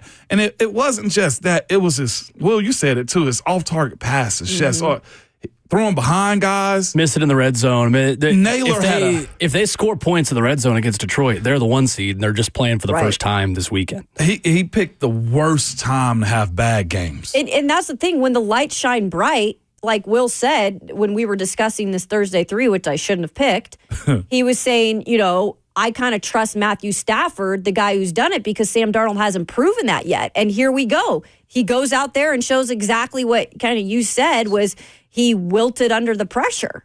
So much so, I got the calculation. His last 2 weeks completion percentage, 53.2. Yeah, and that's That's bad. That's Levis level. So a couple of comments we got when I raised this question. Bryan on Twitter says, no, the Titans don't have TJ Hawkinson, Jordan Addison, and Justin Jefferson. Well, for most of this season, he also didn't have TJ Hawkinson because he's coming off an ACL. The weapons are good there. But again, if you brought Sam Darnold here, you also have the draft capital to bring him good weapons yourself. I mean, Travis Hunter, Calvin Ridley, and someone else you sign for him to throw to, all of a sudden, hey, it's not that bad. What I hate, though, is the other comments we keep getting of, well, he's just Ryan Tannehill. Sam Darnold's just another Ryan Tannehill. Guys, if you could give me 2020 Ryan Tannehill on this Titans offense, I am taking it and I am running with it 100 times out of 100. And this is where the Ryan Tannehill erasure gets a little out of control in this city. Because I get it. In 2023, Ryan Tannehill was bad. He was not good. Went 3-5, 4 touchdowns, 7 interceptions. You don't have to tell me what he did against Cincinnati. I get it. But we are not that far away from Ryan Tannehill being a Pro Bowler in 2019 and all of you on social media getting mad when he wasn't ranked as a top 10 quarterback entering the 2021 season. That is not that long ago. The Ryan Tannehill disrespect is crazy to me, considering how bad it's been since he left and how bad Will Levis was and how bad Malik Willis was and how bad Mason Rudolph was. Ryan Tannehill's the last competent quarterback you've had. So, yeah, if Sam Darnold's another Ryan Tannehill, sign me up. He's not here forever. You're talking 3 to 4 years while you figure out what else you have available to you. And I don't like Shedeur Sanders and Cam Ward enough to say that another Ryan Tannehill is worse than that. Because what you're going to get in Shedeur Sanders or Cam Ward is your coach fired and us doing another carousel next offseason. So I'm not saying Sam Darnold's the savior. I'm not saying you have to go sign him. I think you have to enter the conversation. Because if you're entering the conversation for Tannehill 2.0, I think that's actually exactly what this franchise needs right now. Because it doesn't get the people in charge fired. And it's that part of it, too. I agree with Kayla on something. I don't think he's the greatest. Right? Who? But Sam Darnold. Oh, okay. Like, he ain't that great, and he's got to be surrounded. He's got to have a play caller, too. This is where, to your point, we're also assuming too, Brian Callahan takes a step forward in his play calling and is a fit in terms of what he's going to get out of him. I see, Will, and your rundown. You got tiers of quarterbacks, too. The first tier? Yep. Absolutely. Elite of elite. And there's only 4 of those? Of veteran quarterbacks. So what I did was I put together tiers of veteran QBs and essentially asked which tier would you want to be in. So I'm not counting first or second year players because we don't have enough sample size. We don't know what CJ Stroud is. We don't know what Caleb Williams is. We don't know what Jaden Daniels is. Like, all these guys could be RG3 and Wilt, or they could be late bloomers. We just don't know. Yeah. So right now, I think your tier 1 veteran quarterbacks are Patrick Mahomes, Lamar Jackson, Josh Allen, and Joe Burrow. So let's stop right there. It's only 4. Right? Mm-hmm. Everybody else is piecing this thing together. Yep. Sure. They are, and to that point about Sam ain't good. I get what you're saying. But Sam ain't Tebow. Right. Respectfully to Tebow. Congrats on your baby and everything. The last Denver quarterback to win a playoff game, which is crazy. Stop, Will. Stop. I know. No, Other than Peyton I kid. But what I'm saying is this. Everybody else is chasing that. To find a guy does, to me, shows that this, as far as Sam Darnold's career is gone too. We got to stop minimizing system quarterbacks. We have to. We got to stop minimizing, because we saw a guy with the Jets and Sam Darnold go be a stud, and he did make the Pro Bowl this year. Right. Right? The system matters. Kayla, you're right about the point of, hey, Brian Callahan's got to figure out his play calling. What works on Sundays? What worked for the quarterback? How do you hide your deficiencies? By the way, the line. You got to put that. That's not. There's also ways to help that out, too, and he's got to figure that out also, right? And they got money to spend in free agents. So, Trey Smith, did I say that out loud? Never mind. Never mind. That is also, though, I'll believe it when I see it type of moment. I'm open recruiting them, yeah. But what I'm saying is, again, stop minimizing the system quarterback. Sam Darnold has shown us that the system matters. I think there's a system for Patrick Mahomes, Lamar Jackson, Josh Allen, and Joe Burrow. There's a system for Patrick Mahomes. Like, even the best quarterbacks are system quarterbacks. So put them in the right system. The pieces do matter, but Brock Purdy was Mr. Irrelevant, and he got a system that's working for him. And everybody else we don't know exactly what that is yet. But he's been successful. He's going to cash in Brock Purdy at least $50 million a year. No, I'm talking about Sam Darnold here. I don't know what that is yet. System? We have not seen that yet. You know what I've seen, though, too? Quarterbacks that have switched offensive coordinators and the offensive coordinator come in and say, hey, what do you like? Mm-hmm. Like, if they do go get Sam Darnold, that's the first question Brian Callahan has to ask him. What are you comfortable with? And not trying to fit him into a box that doesn't, suit his play call. And I think that's a little bit of what Levis might have dealt with this year. And I don't know if Levis ever said, no, coach, I don't really like that as much. The way he said Joe Burrow did him. Remember? That was one of the things that he spoke about when he got hired is Joe Burrow told him, I don't like this. Or, hey, we need to do more of that. I don't think Will got to the level where he really could do that because he wasn't good enough, well, right? He might have also, again, wanted to play hero a little bit too much, too, in my And that's opinion. hard to coach out of somebody, right? So... Yeah, I get what you're saying. But to the point of Will's tiers, there's only so many tier ones. And so I have in tier 2 Brock Purdy, Matthew Stafford, Jalen Hurts, Jared Goff. I put Justin Herbert in there because I think in the regular season he earned it this year. Okay. Postseason again. But again, like figure it out. You're talking about talent, you're talking about numbers, what they've proven. Tier 2 guys aren't available to you. No. Mm-hmm. It's when you get into tier 3 and 4. Yep. So tier 3, I consider the could make a run with you, could be below average on any given day quarterback. I put Dak Prescott in there. He's probably really a tier 2 guy, but Dak Prescott, Geno Smith, Sam Darnold, Russell Wilson, Derek Carr, Kyler Murray, Jordan Love. Yep. Those guys who could be available to you, but also could be good if it's right around them. And then there's tier 4 of guys that probably aren't going to start at their current spots, but could play themselves into the higher tier in the future somewhere else. Kirk Cousins, Justin Fields, Daniel Jones, Mac Jones, Aaron Rodgers. I think at this point in his career, Aaron Rodgers is a tier 4 quarterback. So would you rather be in tier 3 or 4 is essentially what the Titans have to decide if they're going on a veteran. And Spencer asks on YouTube, why do we always have to get the stopgap guy?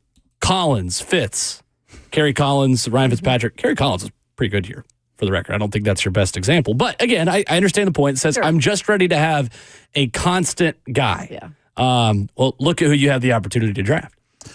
You picked a bad year to be bad. Yeah. There's not a Caleb Williams. There's not a Joe Burrow.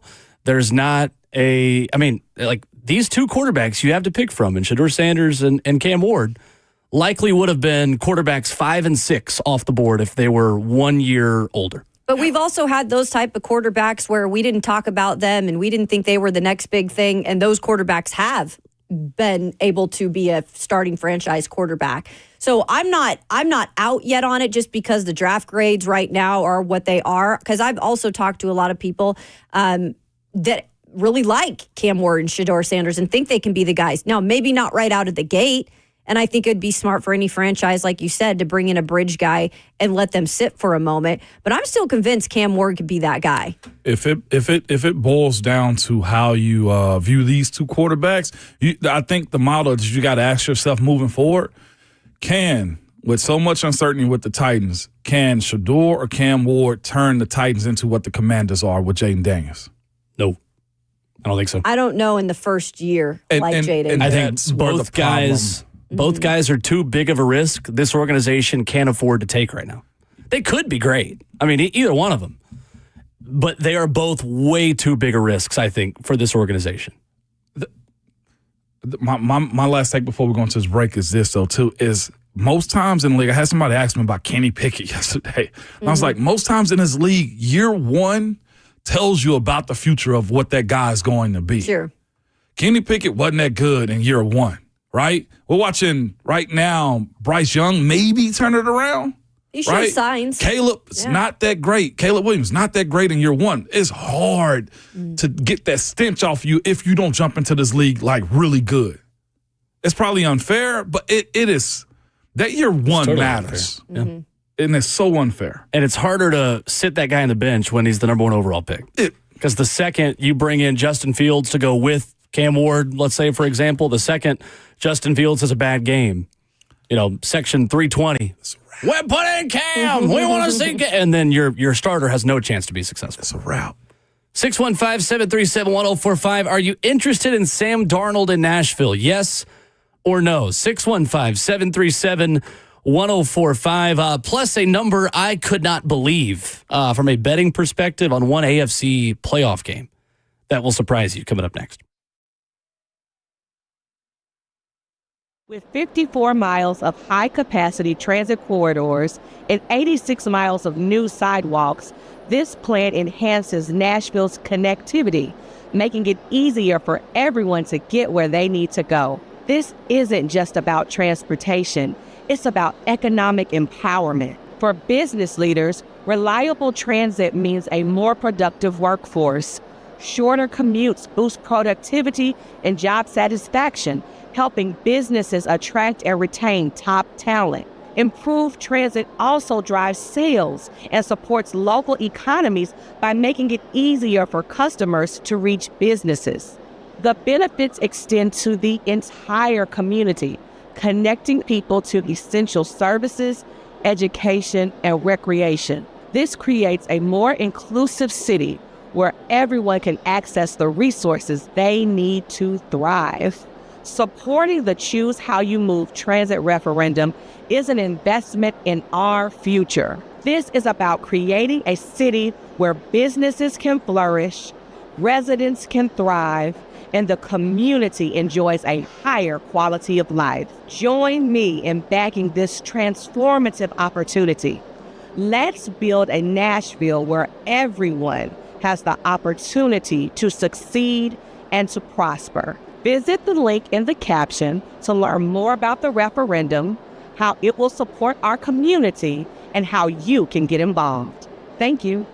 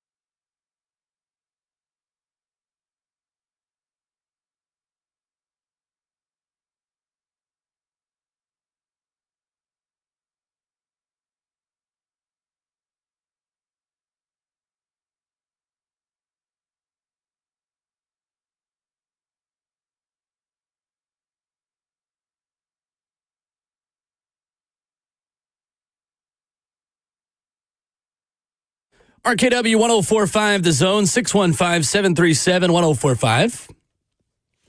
Talking about Sam Darnold and the Tennessee Titans. Ramon Foster, Kayla Anderson, Will Bowling. A good question, I think, deserves our attention this morning on YouTube in the F&M Bank chat, where you can join the discussion. Question is from Scott. Says, why can't we afford to draft a QB and them not pan out, but we are okay with overpaying a veteran and them not panning out? At least the rookie doesn't have unmovable money. I think there's two reasons to this, guys, and you all are welcome to disagree or agree or discuss this with me. I think one is that you can get out quicker. If you sign a veteran, you're not tied to that guy for 5 years. You might be tied to them for 1 or 2, but there's not this idea of like immovable money. Like you're not signing Dak Prescott. You're not signing Derek Carr. You sign a quarterback in free agency, you're likely going to be able to get out of the dead cap number within 2 to 3 years. Sure. So that I think makes sense. the money part of it actually makes more sense. B, they have a higher floor. Mm-hmm. That's why you are more willing to take that risk. The floor of the worst possible quarterback Sam Darnold could be here is going to be a lot higher than what Shedeur Sanders or Cam Ward's floor is if they started right away. So you're more likely to keep your job as an executive and as a head coach if you raise that floor. That's why. The biggest bonus I think you get with taking one of these young guys, Cam Shedeur, is he's yours. Yeah. Right? You get an opportunity to mold him if you think he can make those plays for you. With Sam, it does this for me. With you can set the contract up however you want to. And then you can just, to your point, Will, you can get out in 2 years if he sucks. With the rookie quarterback, I don't know if it's the same case, although the cap number is a little bit lower. 615-737-1045. John is in Nashville. First up. Hey, John. Hey, first of all, I want to say something. It felt like a slight. We have a lot of really good ideas in Section 320, by the way. I don't doubt it, John. I really don't. Yeah, we're a team up there. Anyway, I think if we have the opportunity to get a Darnold, we should definitely trade back and put pieces around him. Because I honestly don't think Levis is great. I don't think he's our guy, but I also don't think he's the number one problem. And if we can get a guy who's proven like Darnold that can be around for 3 to 5 years, and we can build around him, I think that's a much better opportunity than Shedeur or Cam. That's all I got. Thank you, John. Yeah, and John, I just don't know if that's Callahan's vision. And again, I don't know how much that vision has changed since your job becomes more on the line this next year, because you have to win. So maybe that's how his mentality has shifted. I just always looked at him as part of this job was maybe an opportunity to mold his own quarterback. And I know he took it and he chose to take it knowing that Will Levis was going to be given an opportunity. But I think he figured that out in year one. That's not going to happen. So I don't necessarily see him saying like, oh, yeah, I want now Sam Darnold, a quarterback who's been through different organizations. He might be okay, but he's not going to be able to mold him into what he wants him to be. And I really think that is Cowley's ultimate goal, is to have his own quarterback. He can say, look, this is my guy who is leading us to the playoffs, who is leading us to a Super Bowl down the road. Ryan is in Manchester next, 615-737-1045. What's up, Ryan?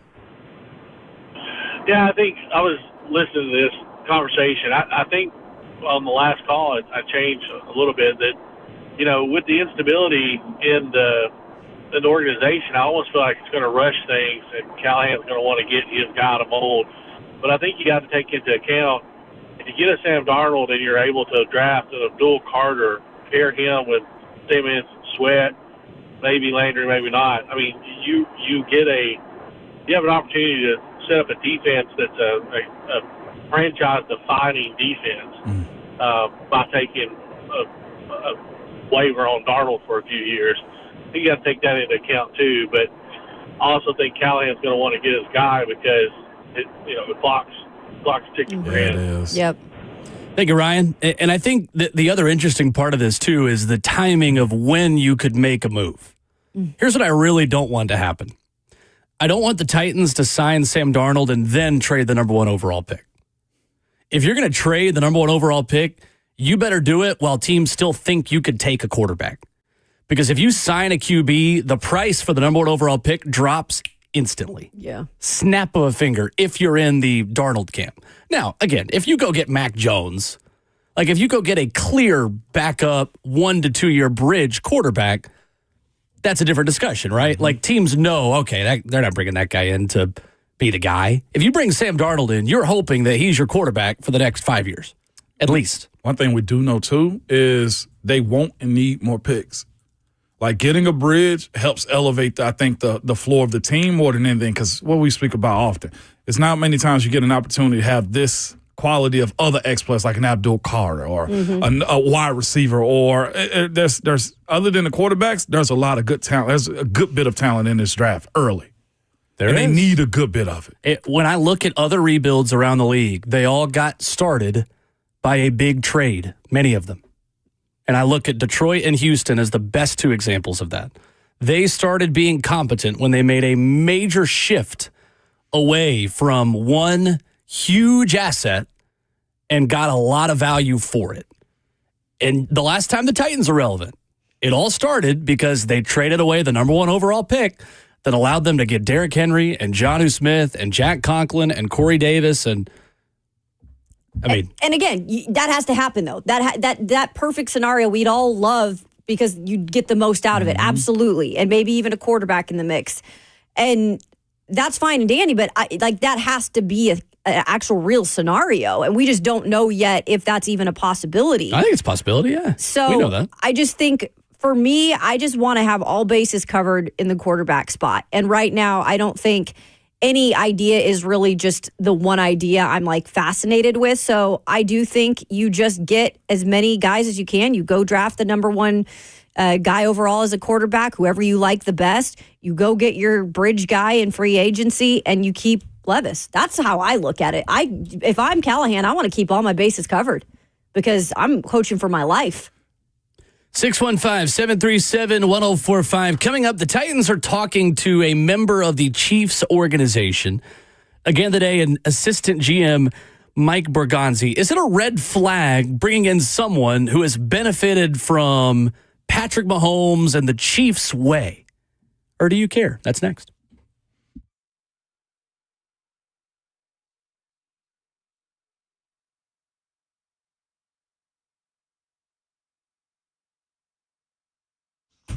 Hey, it's Kayla. I recently contacted We Grow Hair. I shouldn't say recently. Man, it's been like 8 months. Every month, I realize I've been on my hair growth journey for a minute here. Was losing my hair in my temples, and I know what you're thinking. No, you're not, but yes, I was. And I have seen immense amount of hair growth in the last 8 or 9 months. Was not going to stand by and let that get worse. Did you know you can lose up to 50% of your hair before you even notice it? They've got their PRP platelet-rich plasma treatments and their FDA-approved laser therapy, helping me restore my hair. And it is the new year, so maybe you've got a goal of restoring your own hair. They also have their trademarked hair transplant procedure. It's going to give you 3 times more hair in just one procedure. They have been doing this in Nashville for over 30 years, and they are Nashville's hair restoration premier medical clinic. So don't wait. Go ahead and give them a call today for your free evaluation. They'll get you hooked up. 615-376-6010. That's 615-376-6010. Or go visit them at wegrowhair.com.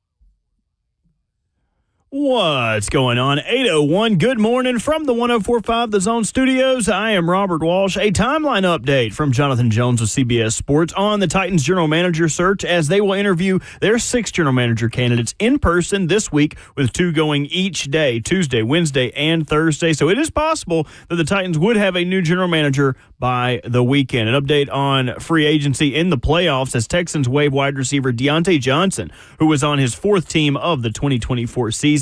Johnson had gone from Pittsburgh to Carolina in an offseason trade, then Carolina to Baltimore at the trade deadline, Baltimore to Houston in a late season waiver wire ad, and now Houston back to the waiver wire during the postseason. A coaching search update will start with the Browns after promoting Tommy Rees to offensive coordinator, a former Notre Dame star quarterback. Rees is one of the NFL's youngest coordinators at the age of 32, had previous stints at Notre Dame and Alabama as offensive coordinator and quarterback coach before joining Kevin Stefanski's staff last year. For all your foundation repair and your waterproofing needs, you got to go to USSTN.com. Breaking news at once on your home for the Titans and the Vols. This is 104.5 The Zone.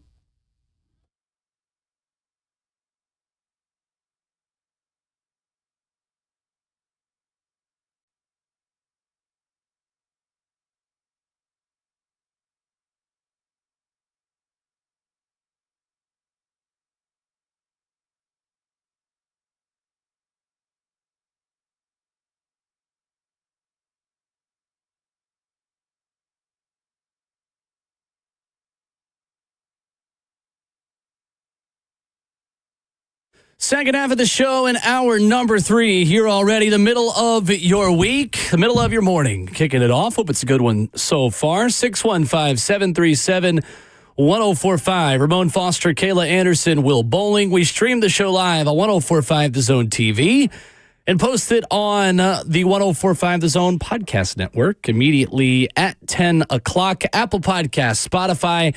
Hit the subscribe or follow button while you are there. Never miss an interview.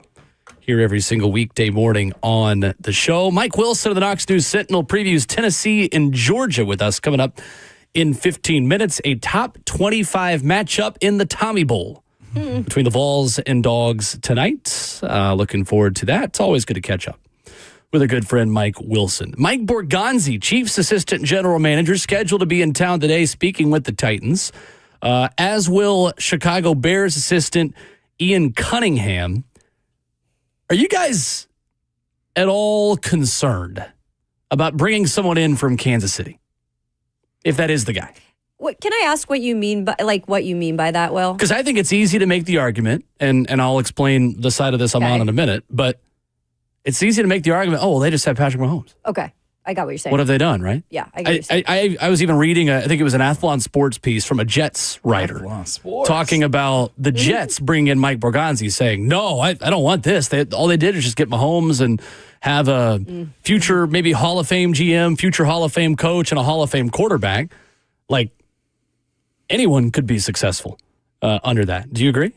I did initially until I did my research on him and realized he's been there through thick and thin with them. He's seen them be at their lowest. Again, for the people or new NFL fans, the Kansas City Chiefs weren't always this good.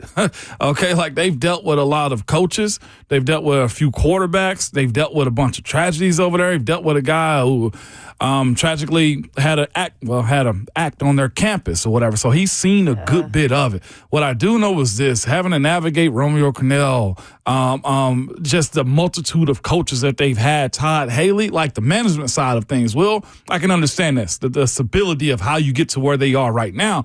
I do subscribe somewhat to, hey, you have Patrick.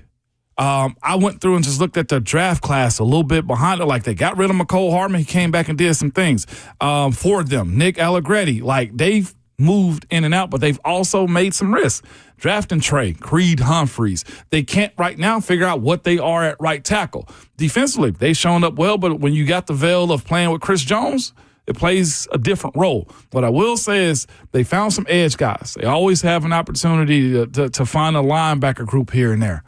They've had a lot of misses in their draft classes. Mm-hmm. But if you ever pay attention to it, most teams do. They just have a quarterback that can hide the bull crap that comes along with it. That's the only issue that I have.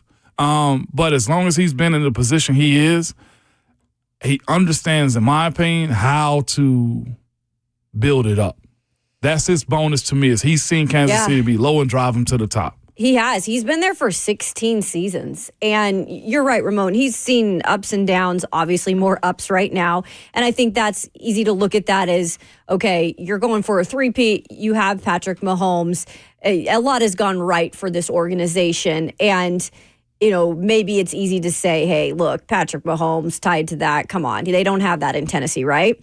My argument, guys, would more so be, would he really want this job? And I know he's also highly contested in terms of the job over with New York. I know the Jets are really interested in him as well.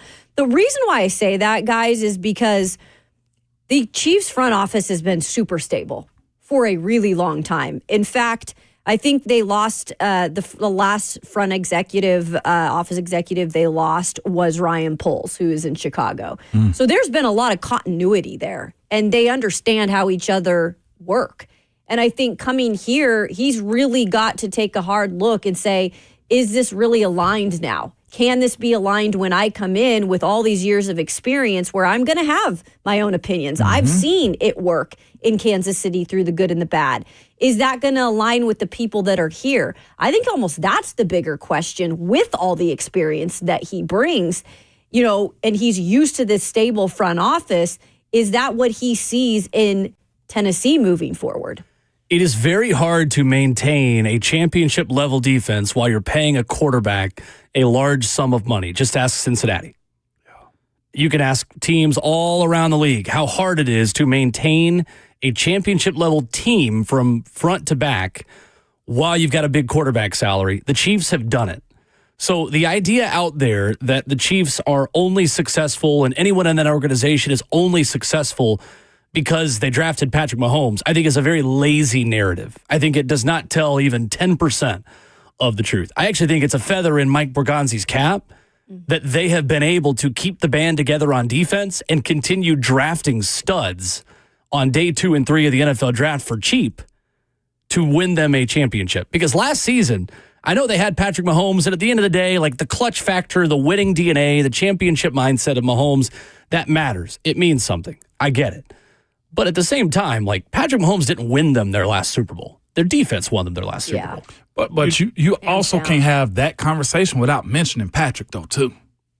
I know. What were you about to say, Bert? Like, the boogeyman is still, you know, going up and down the fields in Kansas City to at least pose a threat that, hey, don't let him get loose. So it is a part of his story. It has to be. You talked about the feather in his hat. You know that his hat would be a fedora.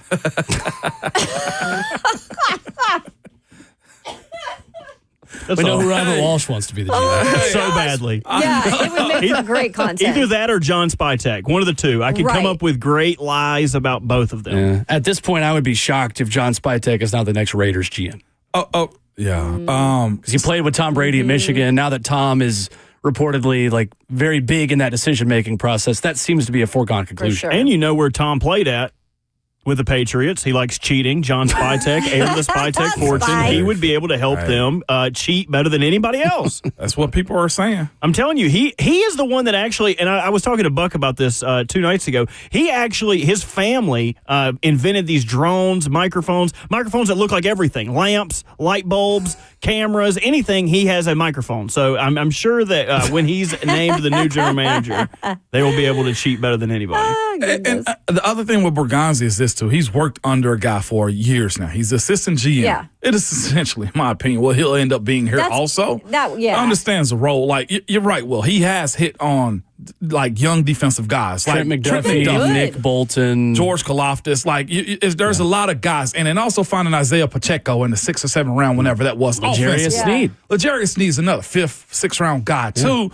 But you know what I also said about that? Well, you had Chris Jones up front. Like, they've had a veil of some superstars on that team. And what you will say is this. When they get their guys, they keep their guys for the most part. Yeah. That's what he does understand. And that's one thing that Chad Brinker mentioned in a sit down with TD and Jimmy White and I forget who else. Sarisa. So it's that side of it. That's why I'm saying, Moan, I just think he almost has too much experience I know this is a general manager job. I know that. And I know the NFL wrote off on that. Like, the description is that. But that's why I feel like we asked the questions, what would you ask, right? If you came in to this situation as the candidate for this job. And I would really say, like, are we all working together? What is the plan for, with all the experience I bring? Yeah. Like, am I going to have enough say in what this roster is? Edwin is in Nashville next, 615-737-1045. Go ahead, Edwin. Good morning, and thank you for taking my call. You're welcome. Will, why are you you seem like such a hater on Shedeur Sanders, Really? man? I'm not necessarily a hater. I think he's the better of the two quarterbacks. You said that he wasn't as good as Chicago's quarterback, man. Yeah. Nobody has a crystal ball. That's At the true. end of the day, you give a young man an opportunity to be great. Some take it, some don't. But you give them an opportunity. If Shedeur would have been at Ohio State, Clemson, Florida State, man, everybody off the chain would be saying, this is the best number one guy here, weak draft or not, this is our guy. But nobody's saying that. You know why? Because of his last name. No, it's not because it's not that. Yes, it is. It's not Yes, that. That's it because is. of what? What did he say? He said because of his last name. And I think, thank you for the think call, that's Edwin. helped. I think he's the number one quarterback in this draft. I would rather have him than Cam Ward because I think he plays better within the structure of an NFL type of offense with the tutelage he's had under NFL assistants and coaches in his college career, going all the way back to Jackson State. I think he's a fine prospect. I just don't think it's a risk the Titans should take with the number one overall pick. Doesn't make me a hater. Edwin, I will say, Edwin, Will has been on tape numerous times saying Shedeur is his guy. Yeah, he actually has. Yeah. He actually has. And it wasn't just, hey, it's an opinion of his. Will has said numerous times that Shedeur is his guy. I think how he took it was when we were talking about Caleb Williams, these two quarterbacks in the draft aren't necessarily, they don't come with the number fanfare. one overall picks. Last year's group came with a bunch of fanfare. They did. Caleb has been tabbed the guy since high That's school. not always good. And they've lived up to it. But my thing is that's the this. thing. The fanfare has followed Caleb at a higher rate than I think it has Shedeur. What's followed Shedeur is, hey, they are a big show and he plays he plays ball well too. It has been less football and more off the field stuff for Shedeur. I don't think that necessarily says that Shedeur can't play. I told you mid-season. I thought Shedeur was very polished in everything that he's doing this year. He's making NFL throws in college. Sure. The thing I really hate about the Shedeur Sanders discourse is if you criticize him at all, you're a hater because you don't like his dad. And if you love him, you're just on the hype train and you just want the attention. And we've got to be able to have nuanced conversation and actually talk about quarterbacks without criticizing them and being a hater. I get it that it's been first takeified, the whole Sanders circus. And it is a circus. No question about it. It's not all their fault that it's become a circus. It's just people that have a lot of attention around them. It's somebody's fault. It just is what the market dictates. You guys eat it up. And I don't blame you either. It's interesting stuff, but guys, come on. We got to be able to criticize people without being haters. And we'll do more of that as we dip into draft season. I mean, we're going to talk a lot about these quarterbacks, right? And nuances. It's exhausting. Deion's been doing this his entire life. He's a this was show. expected. And I loved it. Still do. Absolutely. Absolutely. There's place for it. If the circus comes to town and we win, then give me a red nose. Call me a clown. I don't care. Get you an elephant. I don't care if it's the first segment on First Take every week. I just want to win. And if Shedeur Sanders means winning, sign me up. I think he could be. It's not a risk I would take at number one with the options they have. But that makes me a hater, so be it. I'm fine with that. Coming up next, Mike Wilson of the Knoxville News Sentinel. We'll talk Tennessee hoops. We will get back to your phone calls. If you're on the line, hang on with us. We'll get to you at the end of the next segment as well. 615-737-1045. Mike Wilson talks hoops next.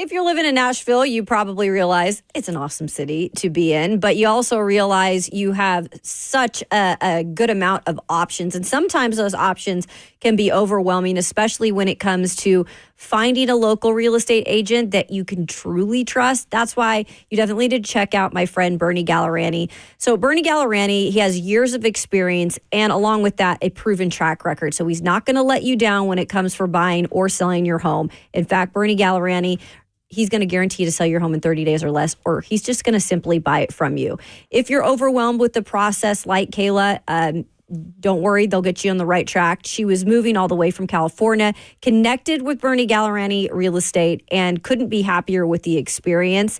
Even when her plans kept shifting, the team was patient, attentive, and supportive in every way. And now she is getting close to closing on her dream home. Bernie is the only real estate agent in Nashville recommended by Barbara Corcoran of Shark Tank and the only agent I would trust to sell my home. So give him a call on his cell phone, in fact, 615-428-2644. That's 615-428-2644. Or go check him out at BernieGallerani.com.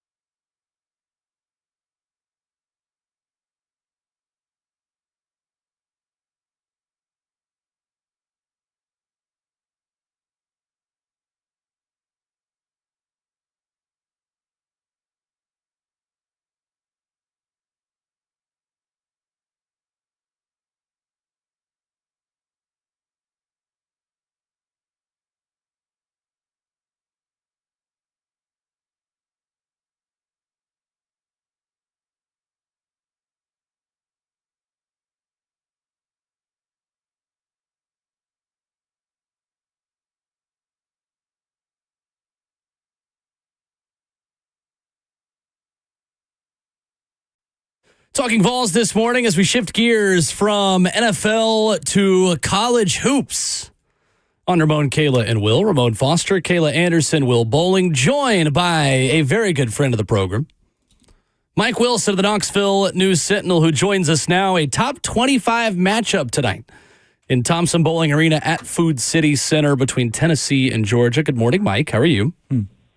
Good morning, but I'm not here to talk about a top 25 game. I'm here to talk about a top 25 wedding of all time that happens in 2025.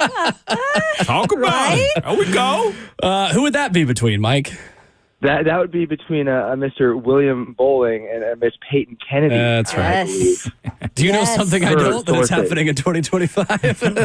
Oh, that's a fair point. Whoops. That's okay. That's okay. You'll be among the first to know when that is decided, Mike. Don't you worry. That's all I ask. Yeah, that's absolutely right. Mike, this Tennessee basketball team had a very interesting week against, obviously, Florida. Didn't go well. Against Texas, they find a way to win over the weekend. What is the biggest question you have about this team tonight as they host Georgia? Yeah, I think it's can they do what they did against Texas, which is where I thought they responded to the physicality. Because Georgia's got a lot of similarities to Florida, I think. They're not going to score as well. They don't really have that in their game. But it's a good offensive rebounding team, good three-point defense team.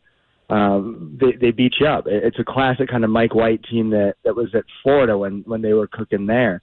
So it's how do you respond to that same thing? And I think just the overall question I have for the team right now is, what does it look like when Chaz Lanier isn't scoring? Because he scored 10 points in back-to-back games, and you barely won one of those, and you got annihilated in the other one. So do you have the answers when you don't have Chaz Lanier? Mike Wilson, Knoxville News Sentinel with us. I know, Mike, you've written about Felix Okpara and how good he was and a bad effort against Florida, how great he was against Texas. But it felt like him and Cade Phillips got something to click specifically in that second half. How significant was their improvement? Is that sustainable, what those two were able to give you as Tennessee tries to get more from their front court? I think it absolutely is. And Cade Phillips has been pretty darn steady the whole season, I think.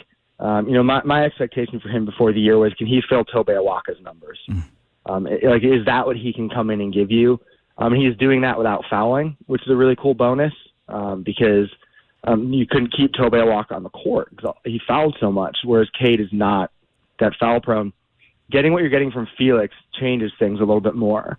He's not an offensive guy by nature, but he's getting you some easy dunks, some easy points right now, and that's kind of all he needs to do. He's not going to hit jump shots. He's not a Jonas Adu type post scorer, but when he can get you those easy points, that really helps you. And I think what Felix has done in SEC play has been important because he, maybe more than anyone, has matched the physicality pretty consistently.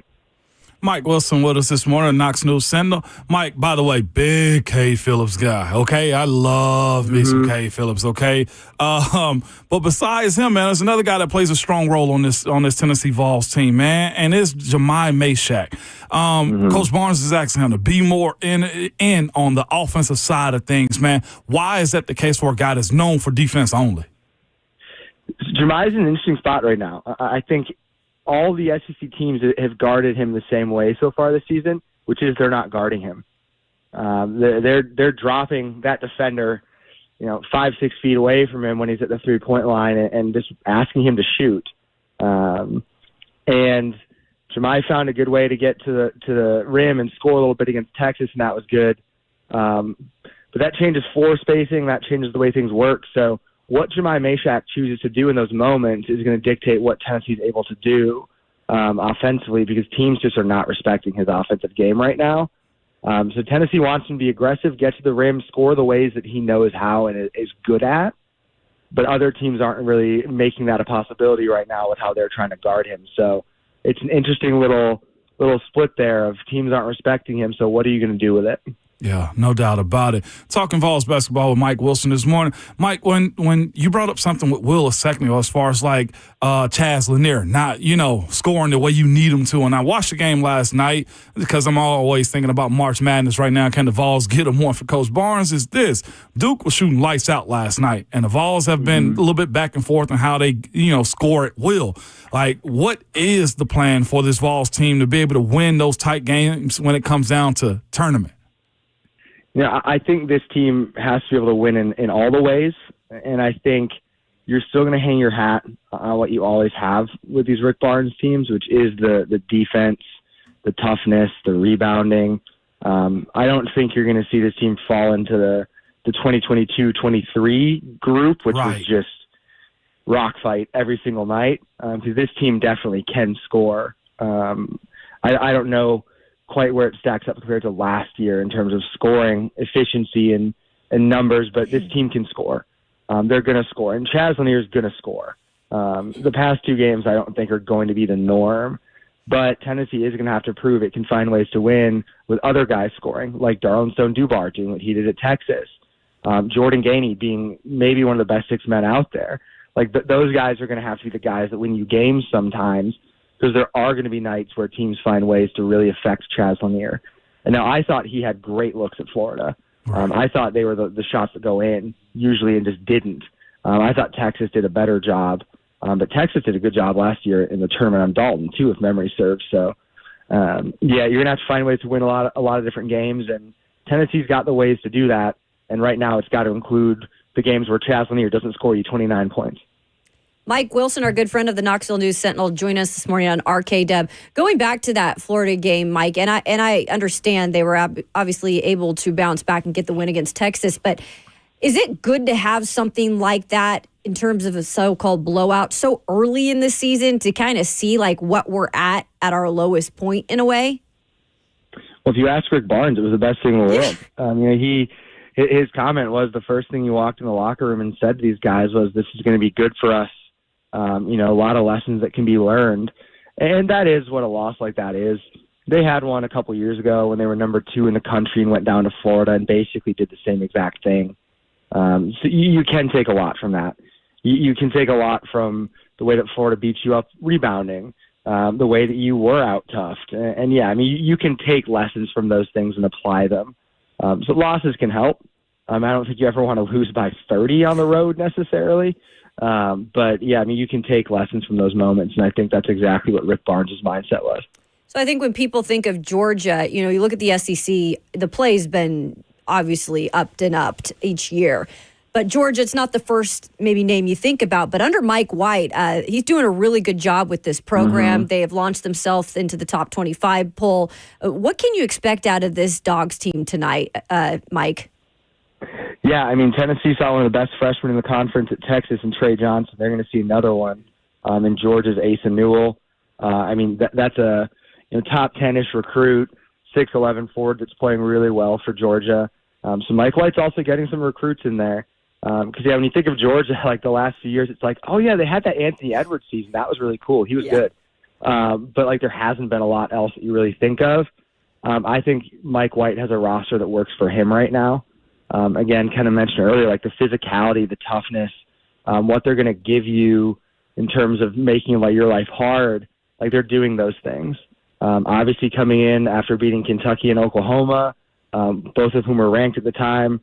Georgia's ranked in both polls for the first time since 2003, which is crazy to think about that it's been that long, but really tells you what Mike White's doing right now in Athens is pretty darn good. Mike, I know we're only 1/6 of the way through the SEC schedule. You've only seen Tennessee play 3 SEC games and a 4th tonight, but a trip to Vanderbilt and here in Nashville coming up this weekend, and a deep conference that has been well documented where pretty much everybody is quad 1 or quad 2. As you just watch this league, Mike, what separates 2025 SEC basketball from previous seasons you've covered? Why are things so much better this year? Well, Ole Miss beat Alabama last night. Missouri won at Florida last night. The Missouri win at Florida. You don't expect to see that. They had scored more points in the first 15 minutes at Florida than Tennessee scored in the whole game. Crazy. You're just seeing teams go in and do things. Other teams, it's kind of the top to bottom ability of every single team in this league is pretty unparalleled. I would have said except South Carolina had Auburn almost on the ropes the other day, and Auburn's the best team in the country. So it's the top to bottom right now of where SEC basketball is what people like to think SEC football was this last year. I mean, it is where every single team is that good. It's been really impressive to see. I mean, the talent level, I think the level of coaching is so different than it was when you look at like a decade ago when Rick Barnes joined this conference. Like, there's good coaches, really good players. Transfers are flocking into the SEC because of how competitive the league has been and proven to be. So it's just an influx of a lot of goodness. And the league has made basketball work. And right now, oh boy, it's pretty fun. It is. Despite Felix Okpara's ability to not just put it into the bucket around the rim, right, do you get a better product or future with him than you would have with a guy like Jonas Adu, who's somewhat just, playing a smaller role at Arkansas right now? I think you know more what you're going to have from Felix game to game. I think he's going to be in there and he's going to compete. The odds of him disappearing on you are low. So in that way, you're confident in what you're getting. You're not getting the same offense, like you're kind of saying. Like you're not getting you're not going to post up Felix the way that you posted up Jonas. You're not going to get the mid-range jumpers.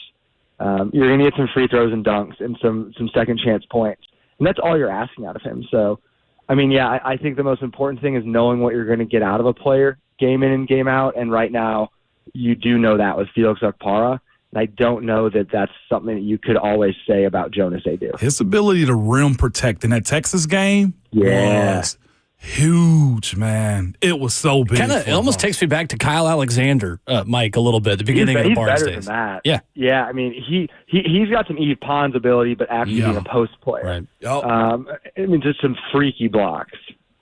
I love it. Mike Wilson, Knoxville News Sentinel. Mike, we'll try to connect with you this weekend before you climb the catwalk in Memorial Gym. We appreciate you. I will have my oxygen mask with me. I just got one more question. Like, are we shortening like Darling Stone Dubar's first name? Like, do we have to say the whole first name every single? Like, is he just DD now or Double what? D? D-Stone. D-Stone is a consistent nickname, and I hope people have to say his name more because if he becomes the player they think he can be, that's going to change this team more than anything. I think. I agree. Totally agree. Nice Mike Wilson, by Mike Wilson on Twitter, where you follow him. Top 25 matchup to follow between Tennessee and Georgia coming up tonight. Thank you, Mike. Good to talk to you. Miss you guys so bad. Our favorite. One of our favorites, Mike Wilson, joining us this morning. I talked to Rick Barnes about that when I was up there a few weeks ago, and D-Stone is all he's known as up there. That's his nickname. He's got to get totally in shape. And the sky's the limit for that dude. He shows flashes both in practice and in games now, too, of brilliance. And the crazy thing, and Mike's tweeted about this a lot on his social media. Against Florida, he took a 3 early in the game, and Carl Ravage said, Dubar, not a three-point threat, takes a shot. He's a 37% three-point shooter at Hofstra last year. Yeah. He made 7 threes in a game at Duke. Well, that was called for Hofstra last season. So the guy can be a 3-level scorer in a way that I don't know if anyone else on Tennessee's team really can be. You got to also think, so he had to take time away. I don't know what his personal stuff was, but to your point about him getting in shape, like it looked like at Texas, he was finding it, man. Comment in the chat from Braden says, Bama played terrible last night, was frustrating to watch. I think that's the SEC basketball. I think so too. Every game's a grind. I mean, the way the Vols lost to Florida in Gainesville, like terrible basketball. Mm-hmm. I think that's what you're getting yourself into. Auburn at South Carolina, exact same conversation can be had. I think the level, the floor of like what you're getting night in and night out in SEC play, you're gonna say to yourself those things, Braden, like, oh, we played terrible. You're still good. Yep. It's just that it's hot, very hot right now. I think it's something as well we'll monitor maybe a little more closely around the whole conference this season than we have in years past, because I think the quality of the league warrants it, right? Like, we're not just talking about SEC hoops because we're in SEC country. It is legitimately the best conference in hoops this year, and it's not even really close. Really interesting. I think the lesson there is that Tennessee could lose all of its games. It can win all of its games. I mean, there's not a single quad 3 game in the SEC potentially this year. No. Think about that. That's nuts. And they already played a, non-conference schedule. They had some good ones in there too. And it seems like every team, from Mike Wilson just said, has a sniper. Like Trey Johnson at Texas. I mean, he was throwing it in the ocean, man. I mean, goodness gracious, Those man. like fadeaway 17-footers with a guy right in his face. Cash. And just dropping his hands after he threw the ball up like he knew it was going in. Everybody's got a dude at this point. Who's the one for Georgia now? We got to keep our eye. I don't know if you got it. Asa Newell. Man, I didn't even know Georgia had anything going for themselves like that. Yeah. He's a 5-star. He's been a stud. Mike White's always recruited. Well. Yeah.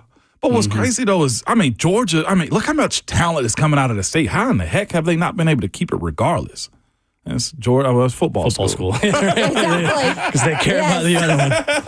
Care about the other one significantly more. Kentucky. 615-737-1045. Your chance to react more to our Sam Darnold conversation, our Titans talk from the morning. We'll go open phones when we come back. Plus the stat we talked about earlier, a number from Buffalo, Baltimore. That has not happened since 1970. I'll tell you what that is next.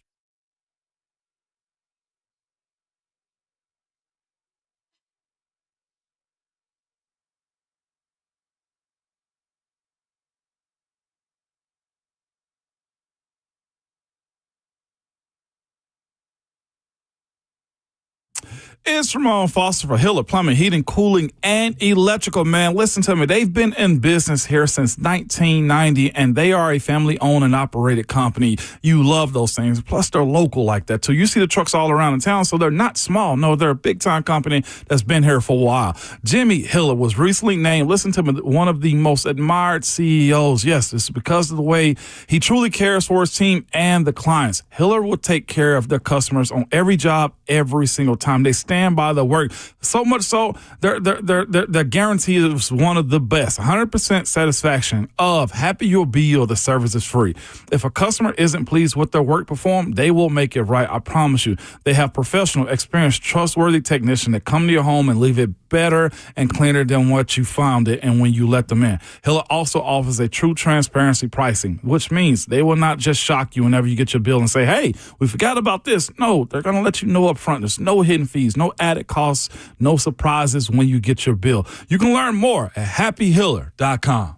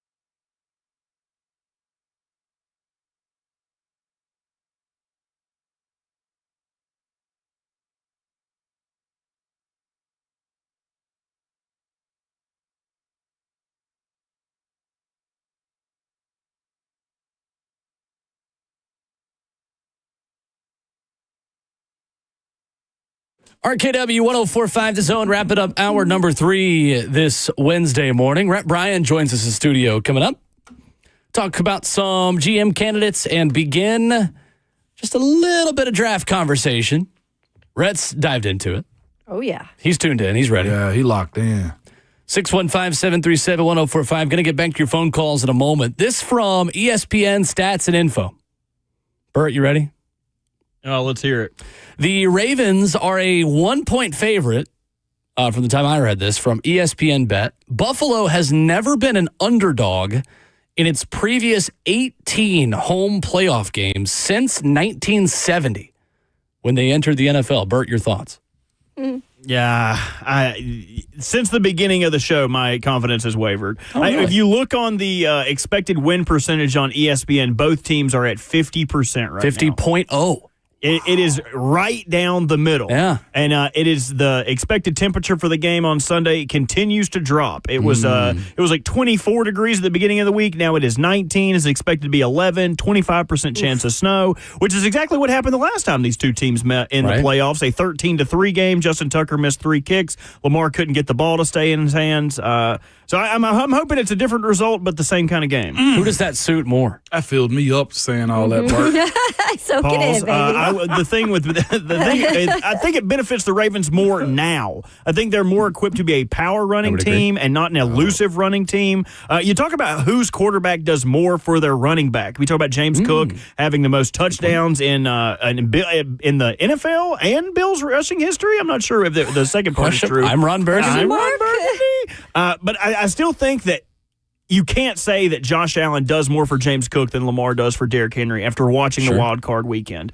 You could see that the Pittsburgh's plan, obviously, in the first half was to take away Derrick Henry. Well, Lamar just took it. In the second half, they wanted to stop Lamar. Well, Derrick took it. You got to pick your poison. I still think the Bills' defense is back at a much better health standpoint, but I don't know how much it matters. You still got to play the game. What Buffalo has is a bunch of young, good talent. I don't think Pittsburgh had that amount to be able to just sustain it over the course of the game, and it showed. Like, Pittsburgh got bigger guys. Like, when you look at what the Bills can present to you is a plethora of young, lean, like, quick twitch talent. So it's going to be interesting to see who they pick to stop in this game. I'm with the fans on this one. Like, this is a 50-50 split. What's the line? You got the line, Bert? That's what I said at the beginning of this. It was Baltimore by 1. And it moved, too, because Baltimore was an underdog when it opened up. I think they were a 1-point underdog, and so money has quickly shifted sides. Give me Buffalo. I like the Ravens. Give you Buffalo, huh? Okay. I mean, sometimes when you are so bad against a team early in the season, it either means you're just a bad matchup or you'll swing the total other direction and lock in a lot more. That 35-10 win the Ravens had over the Bills, where they rushed for 271 yards.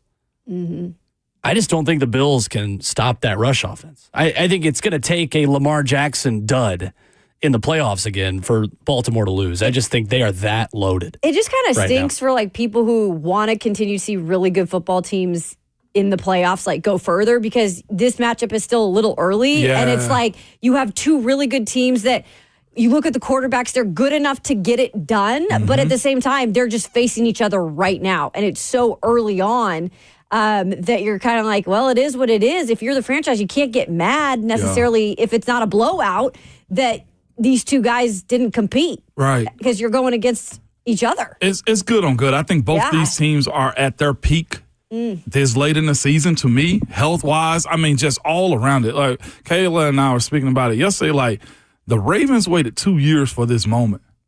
Like, they waited 2 years to get Derrick, and they got him. And, like, the plan has, like, really come together. They're as strong as you can get. Yeah. Catch me on Thursday 3 on this one. Another fun stat for this. Both kickers have had issues this year, except for Tyler Bass from distance. But overall field goal percentage, Justin Tucker, 32nd. Tyler Bass, 25th. So if this is a kicking game, if the weather would like to show its head, then we're going to have to worry about the kickers in this game. But I think it could also be a tough game for Tre'Davious White, who has kind of been splitting cornerback slot or snaps with Brandon Stevens, 50 or 60-40. If he's going to have a revenge game, there are so many different aspects of this game that give me pause on the Ravens side, but that's because I'm a skeptical Ravens fan. So it's tough for me. You're a masochist. Hopefully they are. I'm looking for the other kissed word. I'll get back to you next segment. You've used too many $5 words today for me to not be impressive. I've had extra caffeine this morning. It makes sense. Pugilist. Hopefully Baltimore is the pugilist this weekend. There you go. I didn't have that. That's a $10 word. It's one I didn't know. I'll give you that one. We've been talking about Sam Darnold and the Titans this morning. GE is in Kentucky and wants to weigh in on that. What's up, GE? Hey, everybody, gentlemen, and Miss Kayla. It's so nice to talk with you. You too. The Darnold's an interesting prospect, but that's assuming you don't do something and cure the problem through the draft. The Titans have two pressing offensive problems, quarterback and right tackle.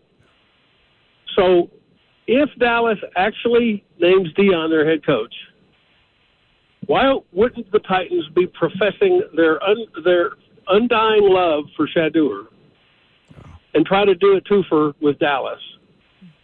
Oh, and get Dak and a serviceable tackle.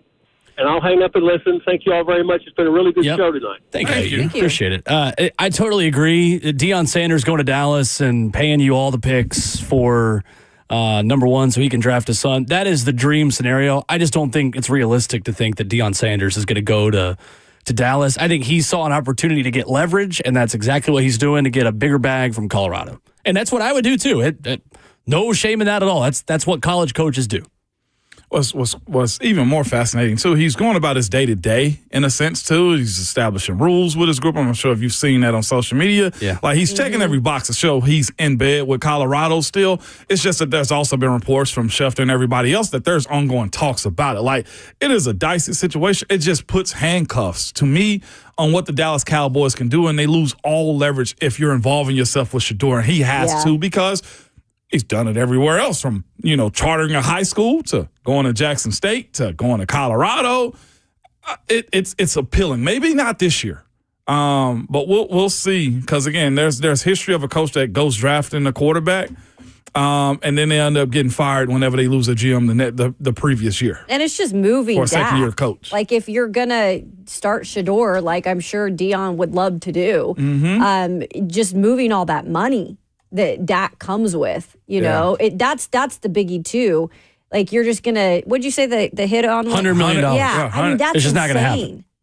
It's just simply not gonna I could be wrong, obviously. Never say never at this league, but they're not trading Dak Prescott. But even by the grace of God, if they were able to trade him to the Titans, I've just seen so many people talk about Dak like he is a plus for in this trade for the Titans. No, the Titans would be doing the Cowboys a favor. Yeah. They would be doing them a favor to take Dak off the books for them. So that when you say, we want number 12, we want Dak Prescott and a second-round pick, no, you're removing other assets off the table by saying, Dak is worth this or that. It's not. You would be doing the Cowboys a favor. Yeah. If they're coming up to one, they're coming to get a quarterback. You know that. You still have to have 2 first-round picks. Right. Even if you're taking 100%. Dak Prescott, and you got to get your third back that you gave for L'Jarius Sneed, and probably more than that.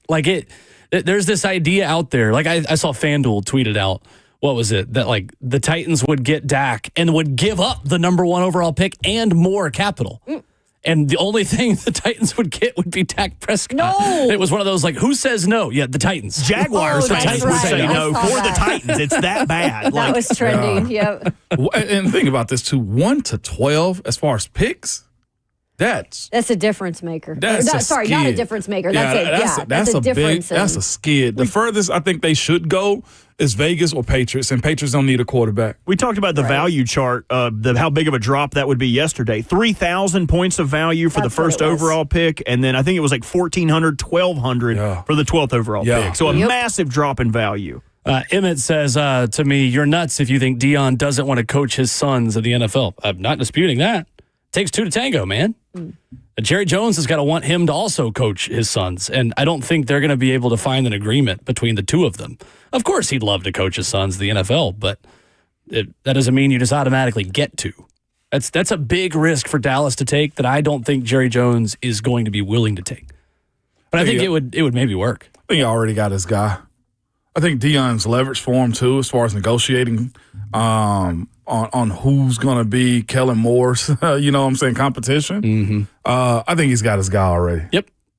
It seems like Kellen Moore and then everyone else. is the market in Dallas. Was the offense our issue this year? Because Dak played well, to your point. Was their issue. Yeah, he got hurt. Yeah, I know. I remember he got hurt, but like before then, like Dak was cooking. Yeah, I mean, he had a great season last year. Great season. They had some injuries, right? I mean, look at CD. I don't know what his target is for the beginning of next season, but it was reported his hamstring was torn off the bone. Yeah, so lovely. I like my barbecue like that, but not the quarterback. Right?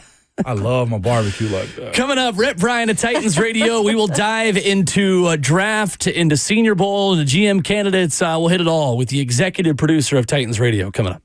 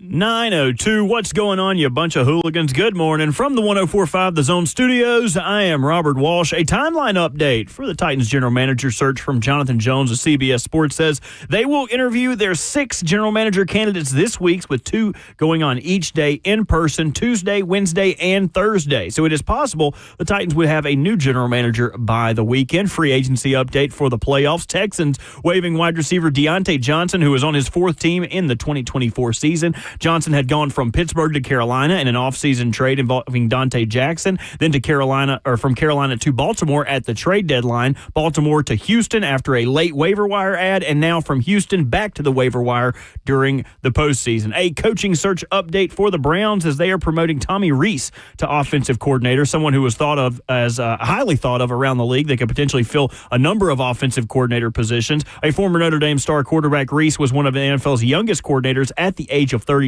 had previous stints at Notre Dame and Alabama before joining Kevin Stefanski's staff last year. For all your foundation repair and your waterproofing needs, you got to go to USSTN.com. Breaking news at once on your home for the Titans and the Vols. This is 104.5 The Zone.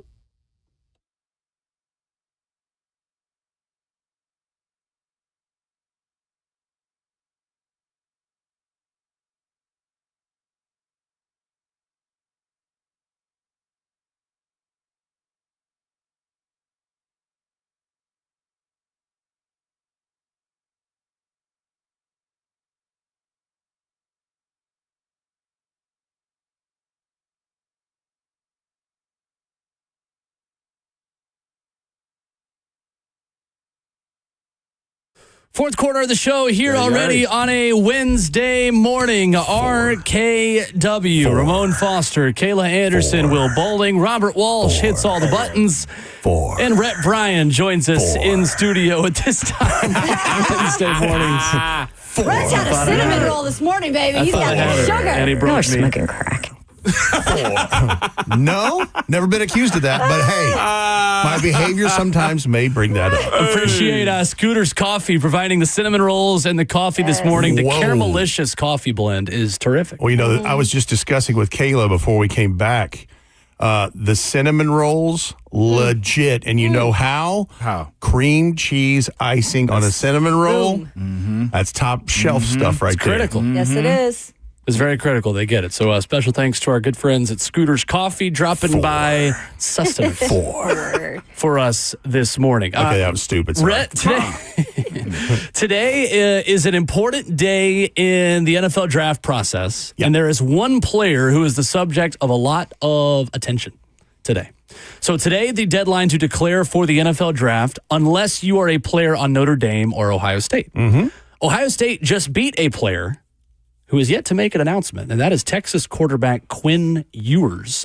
We know if he enters the portal or if he becomes an NFL draft prospect today. I'm going to give you a second one, and I don't anticipate this being anything different than what we believe, but this man's not come out and said anything definitively either way, and that's a little closer to home with James Pierce, the pass rusher. That's right. He has not officially said anything. I believe James Pierce will declare, and because what it is, it's a hard deadline for everyone, not just underclassmen, but tomorrow coaches and evaluators will receive the list of draftee eligible players.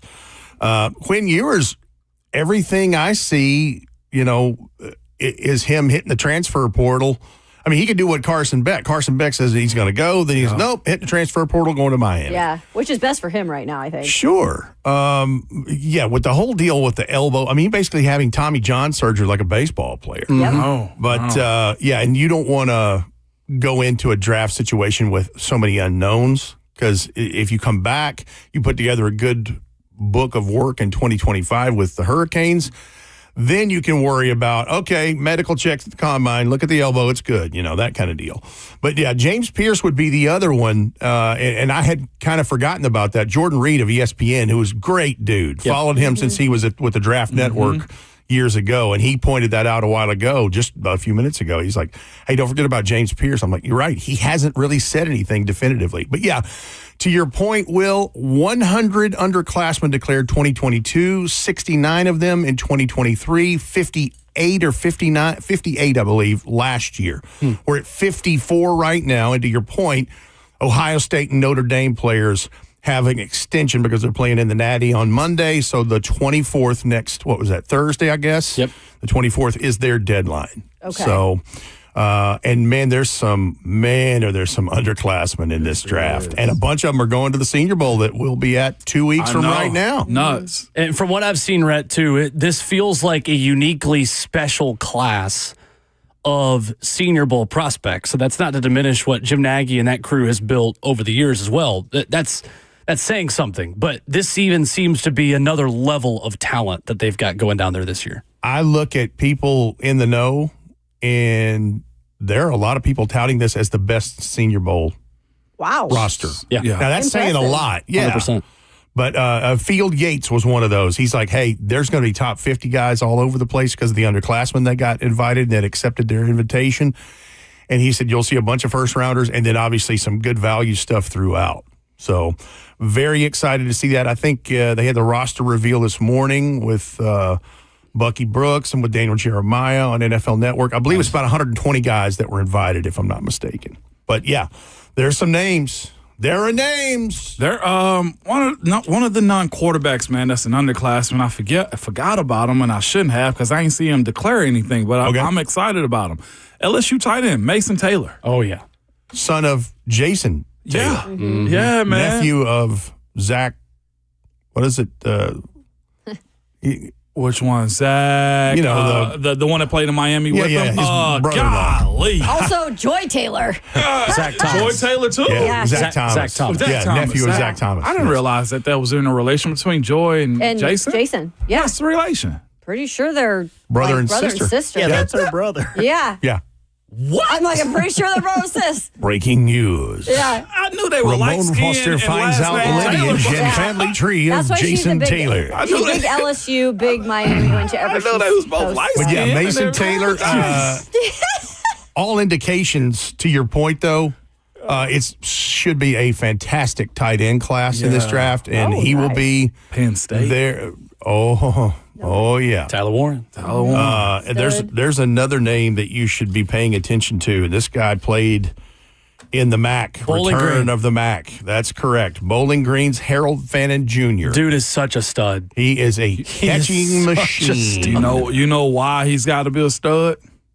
With a name like It's Harold. Yeah, I knew you were going to say that. His Going name's back to Harold. those old school names. It's funny. Dang it, Ramon. You and I have had that conversation with Rand Carthon about, dude, if you're a guy named Ernest and you're like 24 years old, you are in these streets fighting hard. Really, they dog your name, man. You can't help what you were named by your parents. Harold Fannin won the Triple Crown among college tight ends, I believe, in catches, yards, and touchdowns, and still didn't win the Mackey Award because Tyler Warren was that good at Penn State. Yeah, he was. He was that good, though, too, and you saw his Oh, my importance. gosh. Harold Fannin is he's such a stud. Yeah. Such a stud. Absolutely. But what a class, though. It's got to be exciting. And you know what's even better, though, too, Rhett? What's that?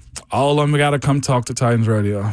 Come on. Right? We have the enforcer right here to my right. That part. And Hey, young fella, come here. come here, let me holler at you real quick. But that's what worked when you get the number one overall pick, though, too. It sucks to be first in this situation, but it's also in the offseason one of the best tools that you can have going into draft season. It's a hell of a consolation prize. It really is. And this is where you can go, okay, that was awful.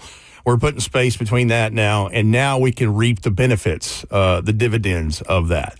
But yeah, when you look at the Senior Bowl roster, I mean, first of all, okay, everybody and the brother is going to be looking at quarterbacks, especially the Titans and Titans fans out there. I know you're going to be listening to that. There's a decent, roster of quarterbacks at the Senior Bowl. I don't know about what it is, about this whole class this year. That's yet to come. Right. Mac and I have been working on some things this week, since about last Thursday. But are going to have, now I don't know how much work they're going to do, but you're going to have both quarterbacks from the national championship game there. Yep. So you're going to have Will Howard from Ohio State, Riley Leonard from Notre Dame. Jalen Milroe accepted his invitation last week. And I tell you, the one that's going to get the attention is Jackson Dart from Ole Miss. Mm-hmm.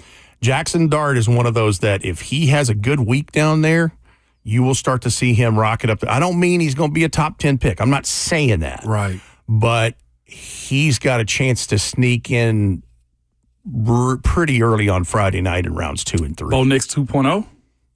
Not that high. Maybe. I think it could be. But, interesting. Did you see him in the Gator Bowl the other night? Pretty good. Yeah. Oh, yeah. In fact, there's some old Miss cats in this thing. And he's had big moments in his career. I mean, Jackson Dart is a name for sure. I think he could probably be the one that sees his stock rise the best in terms of the quarterbacks. Yeah, there will be evaluators there to see if he can throw darts. The unique thing about... See what I did there? Dadjoke.com. The unique thing about this year's Senior Bowl, too, to me, is if this amount of talent is going to be there. Like, I think we might see just a pullback on the combine because this is so much of a good-on-good Senior Bowl that the executives are going to want to see guys matched up. Like, the coaches that are on the field are probably going to get instructions from GMs and head coaches, hey, put this guy up against that guy. And I think we'll see a real good competitive practice. I'm glad you mentioned that because I know in this next segment we're going to dig a little deeper in this and talk a bunch of other topics. But your coach, Coach T, is going to be right down there in that end zone when the bigs, as you say, are back there, O-line, D-line. Oh, yeah. And I got a right tackle prospect that we need to pay attention to because we need a right tackle. Absolutely. It's the kind of nuggets you get from Rhett Bryan Wednesdays here on the show. We'll talk about that prospect, hit the headlines of who is interviewing here today in Nashville, and hit a ton of Titans topics with Rhett coming up.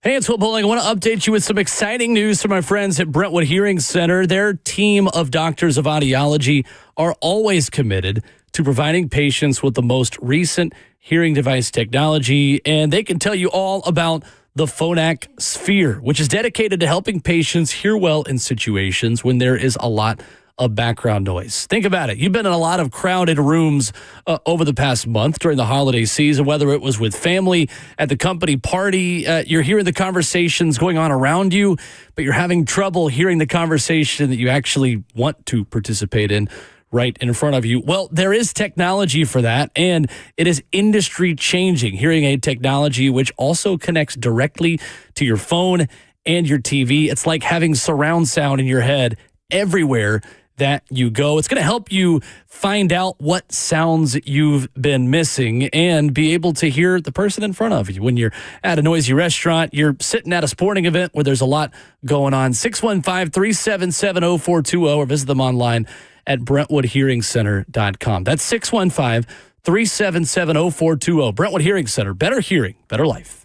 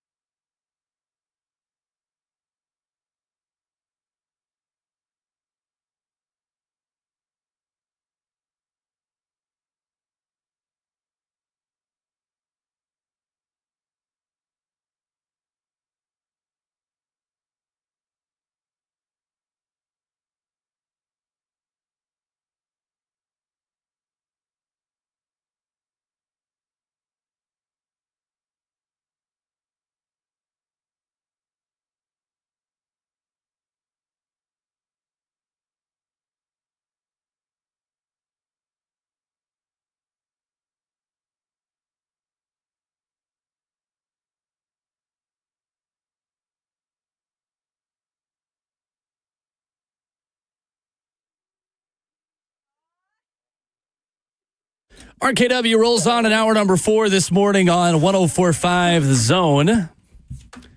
Rhett, Bryan in studio with us, Ramon Foster, Kayla Anderson, Will Bowling, streaming live at 104.5 The Zone TV. Senior Bowl a couple weeks away. Draft prep for Titans Radio began last week, meaning that process, Rhett, is here. With the number 1 overall pick, it becomes that much more interesting. You mentioned before the break a right tackle prospect intrigued you. Yeah, and this is, if I'm certainly could be wrong, but from the people that are really deep in this, they really have their eyes, including Jim Nagy, who had got in the process to get him here. But this young man's name is Ozzie Trapillo, and he's from Boston College. Started 10 games at left tackle in 2022. Started every game at right tackle his last 2 seasons at BC. 6'8", 314. So first thing is, depends on who you ask, he's a waist bender, and he lunges because he's so big. Right. And he's long arms, long levered. But the biggest thing is, and they said he has a really good anchor, he has good footwork, but that he has a chance to kind of grow into his body because 314, I've seen 309, 314. 315, that's what we'll put him. Yeah. He has a chance to add some mass, some functional strength there. But he is one of those, I think, when we get to, again, what you call the bigs, when they're working O-line, D-line drills in that end zone down there, it's the week of the Senior Bowl, I think he's going to start getting some attention. We've seen how much, remember a couple of years ago, Dawan Jones. Rocket. And I'm not saying this guy's going to be first-round pick because I don't think he'll be first-round pick.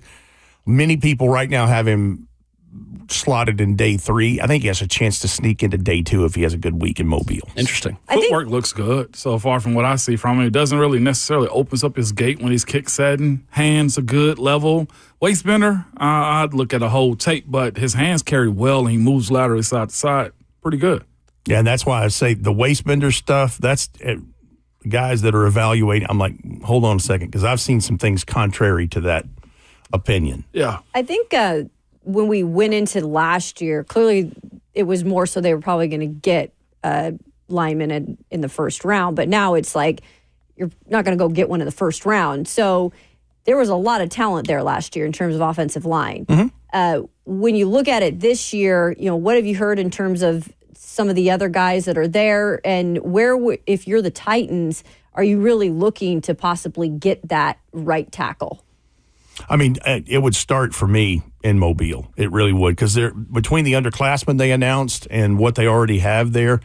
Marcus Imbo from Purdue is a name you should watch. And some of these guys are left. Some of them are right. Some of them have played both. But the Armand Membu from Missouri, I should say. And Ariante Ursary from Minnesota is going to get a lot of looks. Okay. But Wyatt Milam from West Virginia, he's another guy. Yeah. So there's several names in here that that you're going to see. And the other thing is, do they need a right guard? True. And that's where, Tate Ratledge from Georgia will be there in a couple of weeks. So it's not just tackles. That's You're right. Yeah. That's exactly right. Booker also from Alabama. Yep. Is another one. That's exactly right. Yep. Absolutely. So, but yeah, there's but this thing, they've really done a nice job in getting some guys. Those are the best drills sometimes, too. Watching the big guys. Well, yeah, because Mike Tomlin and those guys are down there. I know. Like, I want to see this. I want to see that. It's chess. They're playing chess with them. Yeah. Yeah, they are 100%. And you can see how excited, because you know Coach T. I've never met him. I've been around him, but I've never met him. And he didn't get excited. He didn't. Not the guy that looks like he's excitable. I see him getting excited when he's working with those big cats. Because what we know is this: we're going to speak a lot about the quarterback position, right? Yeah. Especially this year in particular, having the number 1 overall pick. But any coach will tell you, and what we're seeing too, is still a big man game. It's still a runner's game too with the running backs. Like as much as they've been minimized, like at the end of the day, we're speaking about Buffalo and Baltimore earlier. Yep. Who's doing what for their running backs? It still does matter. Rhett, as you start the draft process, where have you and Coach Mack begun to evaluate prospects? What's the headline of what you've taken away very early in this through 6 days?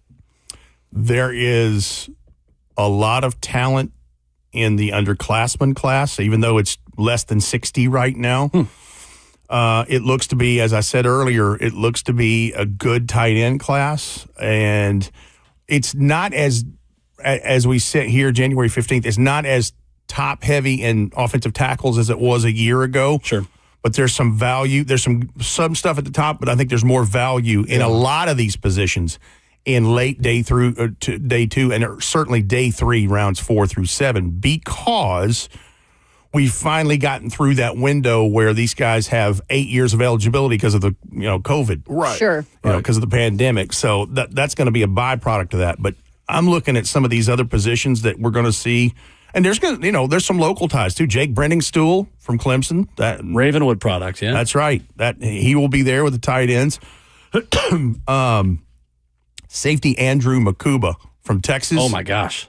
Like that. The game that he had against Ohio State too, and both him and Jade Barron, both bright spots for Texas in that loss to Ohio State. They were terrific. And again, because the national championship is next Monday, I'd be interested to see if somebody like Xavier Watts were to get an invite to show up. Sure.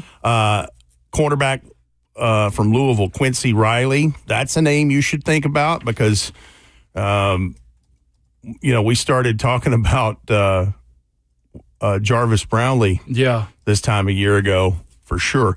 The receivers, Chamari DK from Florida. Carved up Tennessee. Jalen Noel from Iowa State. Yep. The one that I think is going to catch a lot of people's eyes as a good technician is Xavier Restrepo from Miami. Yeah. Oh God! If you're looking for like the equivalent of Lad McConkey, it feels like I believe in this draft he is that. That's actually a decent comp. And Jack Beck from TCU. Mac would say frog right here. But yeah, there's some dudes in there. And then here's the other thing. You're going to need some other help on defense. And at pass rusher, Princely Umanamielen. Stud. From Ole Miss. Real good. Real good. Whoa. And then there's a pair from South Carolina, Kyle Kennard and TJ Sanders. Yes, sir. Yeah, that defense was awesome. Keep your eye on Mike Green from Marshall. Mm-hmm. And then this big cat from Boston College, Donovan Ezeraku. Man, you've got the pronunciation guide out early. It's January 15th. Your money. He's ready to roll. Mac and I have spent lots of time on conference calls since last Thursday. Now, Thursday we got quite a bit of interruption because Mike went east to the Vols. Yeah. Mm-hmm. Much love to the now what I call OVOT. OVOT. The original voice of the Titans. That's awesome. Yeah. Miss him so much. Have we gotten your take on that? No. No, we haven't. No, because I was on here last Wednesday. Last Wednesday. Yeah. It dropped last Thursday That's got to be morning. weird. But good. It's fair. It weird, is. But good. It's uncharted territory. I had lunch and a long meeting with Amy Wells yesterday talking about what things look like and plans and, because Queen, the great Queen band said it best, the show must go on, and that is true. And, but yeah, it was weird. It was weird going into the building over there and not seeing him. It was very strange. And, but we plotted out our plan for Senior Bowl coverage and started talking about draft and all kinds of things. But yeah, listen, there are very few people in my life outside of my immediate family who have done as much for me as Mike Keith has. And he's the older brother I never had. I don't have any brothers. But he's the closest thing. And as I've mentioned to you, Ramon, I learned the literal definition of bittersweet. Mm-hmm. Selfishly, I'm heartbroken. But on the other part of it, the sweet part, I couldn't be happier for him. Yeah. Because he will crush it. Yeah. He will absolutely crush it. Mm-hmm. The Vol Network, arrow up. Right? Definitely. Arrow up. While we're here for a second, so I'd expect you to have something to do with a search or what they at least somebody's got to have a conversation with you about what you like, what you want, because you've been in it for a while with Mike also. I mean, maybe. I mean, we'll see. It's very, very early. It is. I would say that would maybe the case a little more with Coach Mack. Yeah. Because that's who this person will have to work with. And obviously, yeah, they'll work with me quite a bit too. But yeah, with Coach Mack for sure, because that's the tag team. It is. On it game is days. The tag team. And yeah, there's a lot in the air. There's a lot of, a search is working. And I mean, there's no telling who in the world has already reached. I mean, I've it's a high cover. Yeah, it's a cover job. I've gotten some people I've never even thought I'd hear from that have said, "Hey, I hear your guy's leaving." Yeah. Yeah. Your name popped up in it. That was really weird to see. What is it, a list or something? Yeah, it was on at the Tennessean.com. Okay. Yeah, sure was. I didn't even. Max sent that to me like Friday night, and it had actually dropped Thursday afternoon. I was like, No this way. is strange seeing my name in that because I don't have any play-by-play experience. Sure. I've never, being in a booth, knowing the orchestration, knowing the flow, knowing I got all that, but I've never done the other. And that's why, anybody that's asked me, I was like, listen, I couldn't do that job. I mean, I could give it a try, but it wouldn't be. And who wants to follow Mike Keith? A lot of people. Now, do they really? It's like Saban. Yeah, Who wants to follow Saban, right? Yeah, Goats. but yeah, I'm very, very happy and content with my role. And I look forward to whoever that is, and we'll go from there. But yeah, this has been a bizarre last 4 or 5 days. And Rhett, I know, when we had Mike on the show, I love the answer he gave about building the rapport with the fans and connecting with a fan base that was really built from the ground up when you guys were going to affiliates and talking to radio stations around the Mid-South and selling the Titans as a product that was very new and a brand that was shifting and evolving over time. You have watched that evolve from day one, Rhett, and the credit I will give to you and to Mike, and I said it when he was on the show as well, is Titans Radio was instrumental in building the brand of who the Tennessee Titans are in this state and beyond. And the radio crew, the door-to-door, literally door-to-door advertising and marketing you were doing for the entire team was really, really significant to this city. And I know it's been cool for you to watch that grow from scratch over time with Mike's leadership. Over a quarter of a century. Yeah, Mm-hmm. a lot of credit goes to Mike Keith and Larry Stone. They literally did go station to station, door to door, as you would mention, and said, we'd love to have you carry our games. And, the NFL game was very, very new to the state of Tennessee. Obviously, there's fans in the state of Tennessee from all different factions and if you're old like me, it's, pre-NFL Sunday Ticket and all the packages that we get now. You get the National Game of the Week, and you'll find a lot of the older fan groups in Nashville and the Middle Tennessee area. There's a lot of Cowboys fans, Washington, Green Bay, and they were the ones, the powerhouses when I was a kid. And so, that's kind of where that comes from. But to see generations of Titans fans come up, Will, you've been going to Titans games since you were, what, 5? My whole life. I mean, so I don't know. It seems like it was 6 months in that window, and then some days it feels like it's been 25 years. Mm-hmm. And there's been some fantastic moments, and there's been some low moments. This season was very difficult for everyone involved. I can't imagine everybody that, been going to the games but I know that, things happen cyclically, and it's not going to be bad for forever. Right. And it's always darkest right before the light of day. Always. It's just cool, and I don't want to make it about me, but I'll say in my generation and in fans that are within 5 to 10 years of my age, we grew up only knowing Nashville as a professional sports town. Yeah. We don't know Nashville as we're the only thing to do on a weekend or, was go to a college sporting event. Like Belmont, Lipscomb, and Vanderbilt basketball was what you wanted to do if you wanted to go watch a sporting event for so long. Yeah. And there's deep-rooted loyalties in that. But it is so cool for people like me, Rhett, who can say they got in the car, in a 100-degree car after church and listen to the first drive of the game with and like listen to Titans radio their whole lives. Like that is the boat I'm in. I know that Lucas Panzica's talked about that too, of like, we've grown up on you guys, like truly. And I say that as the ultimate compliment to say, like, to me, like Titans radio is the Tennessee Titans. Like that is the way this city and this town connected with the team. And you guys deserve the credit in that of making us care. And again, it's professional football, right? Like if you build it, they will come. And this fan base immediately also bought in. There's a lot of people that are like, well, we didn't grow up with it and we love it too. 100%.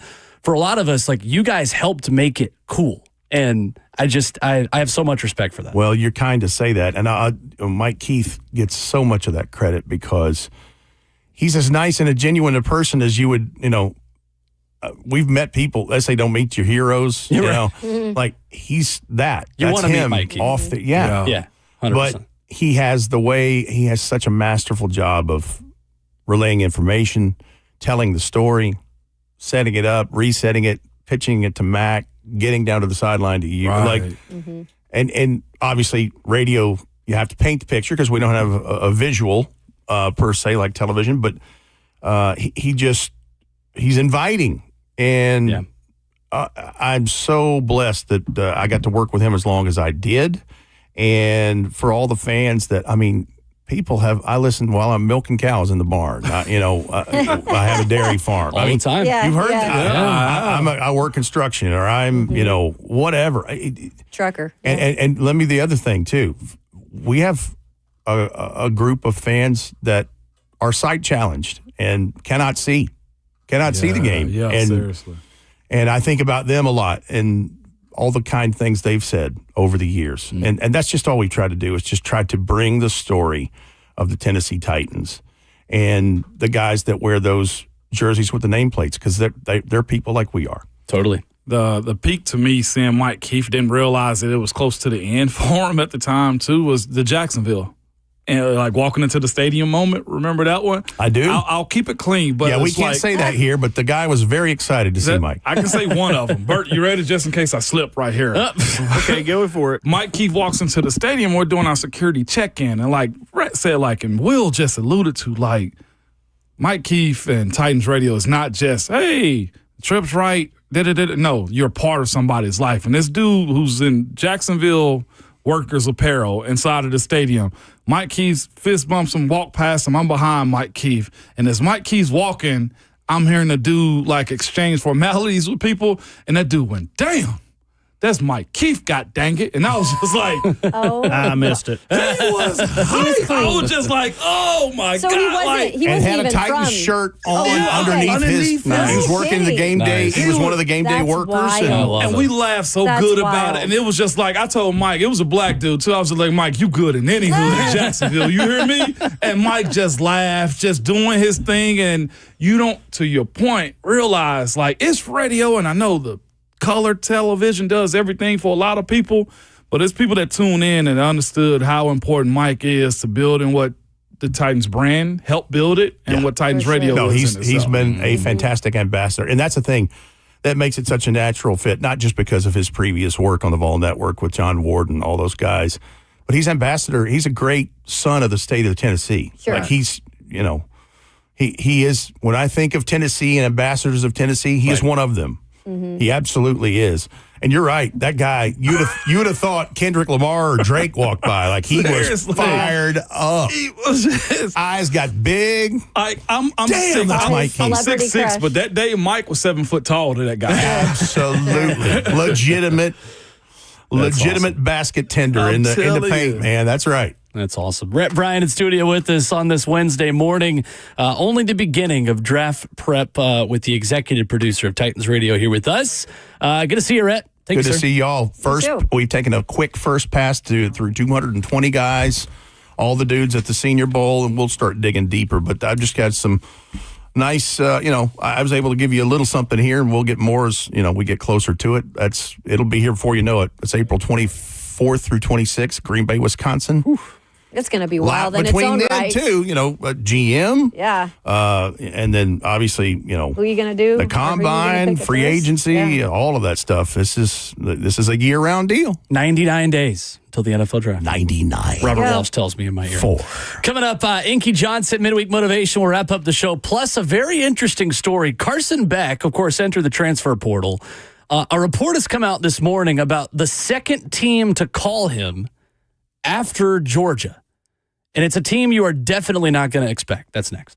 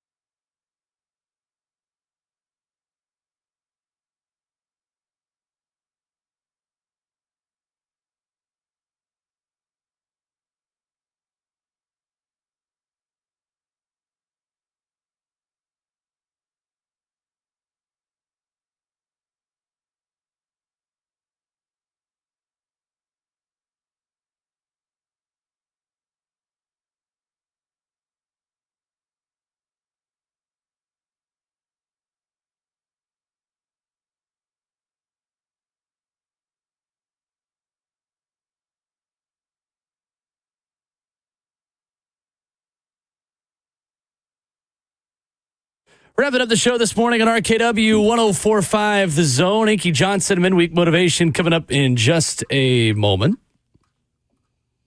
So there's a report out there about another team that wanted Carson Beck's services. You guys see this? Another Yes, team? I did. I retweeted it. Then the one he's with, he had options? Correct. So he entered with a do not contact tag. So teams weren't supposed to call him. But, I mean, no one's ever tampered Who listens outside to the the transfer rules? portal window and things like that. So since Kayla already saw it, Ramon, who do you think was the other team in the Power Four to reach out to Carson Beck when he hit the portal? Georgia was the first team to call him. Who was the second team? Probably the team that continues to do what they did this year. I'd say Ohio State. No, not Ohio State. It's not? In the Ole SEC. Miss? Ole Miss? No. They're good with Austin Simmons. Don't ever speak in my Third ear. time's the First set charm. me Ole up. Miss First loves. set me up. I would have never said Ohio State. And honestly, as time's good the as charm. Austin Simmons looked on that one drive against Georgia, I cannot blame Ole Miss for loving Austin Simmons enough to just give him the keys. Michigan State? Michigan Bro, State, it's in the SEC. Alabama. Oh, it's in the SEC? Yeah. Yo, right. Alabama didn't According reach to out. Yes, Matt they Hayes, did. why wouldn't they? What? Yeah. According to Matt Hayes, Kirby Smart was the first college coach to contact Carson Beck, followed closely by Alabama. He did sign with Miami, of course, as we predicted on the show, less than 24 hours after formally entering the transfer portal with a do not contact tag. His girlfriend, too. Look at Yeah, that. sure. I'm on the boat course. and everything Anna now. Now they can make money together. Oh, they going to make plenty of it down Lots there. of TikTok TikToks. dances. Yeah. Well, TikTok might not exist at that Yeah, point, that's true. but It might Is go that through- really about they'll do the some end? kind of Yeah, dances. well, there might be a ban Potentially. eventually. Really? Yeah. Potentially. TikTok's tough. going crazy right now. That's tough. Either way, I honestly didn't expect he had a market like that, but especially with the Tommy John. Like, I know. I'm with you on that. and as but- late as he had the Tommy John injury, too, like, I expect him not to be ready by the start of the season. Tough day to be Ty Simpson, Damn. Yeah. the heir apparent at Alabama. I get it, though. I mean, they've got an unproven quarterback coming in, and Ty be a redshirt junior next season. He's marinated quite a bit in that program.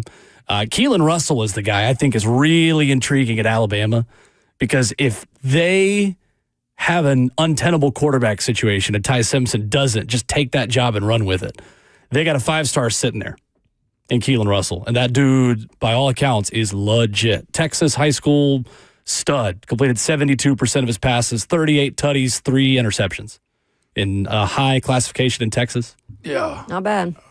He's as highly touted as Nico was. And obviously we know what happened when Nico sat behind Joe Milton and how many of us were just ready to see Nico. Yeah, no doubt about It's it. the same kind of situation. What's crazy is I'm actually shocked that Ty hasn't left yet, and maybe because his too. dad's a coach. Well, everyone else has. I know. That's what I'm saying. Like, Lonergan left. Julian Sayin left. He's like, I'm still here. Can I have a chance? Who was it? The Shane Buechele?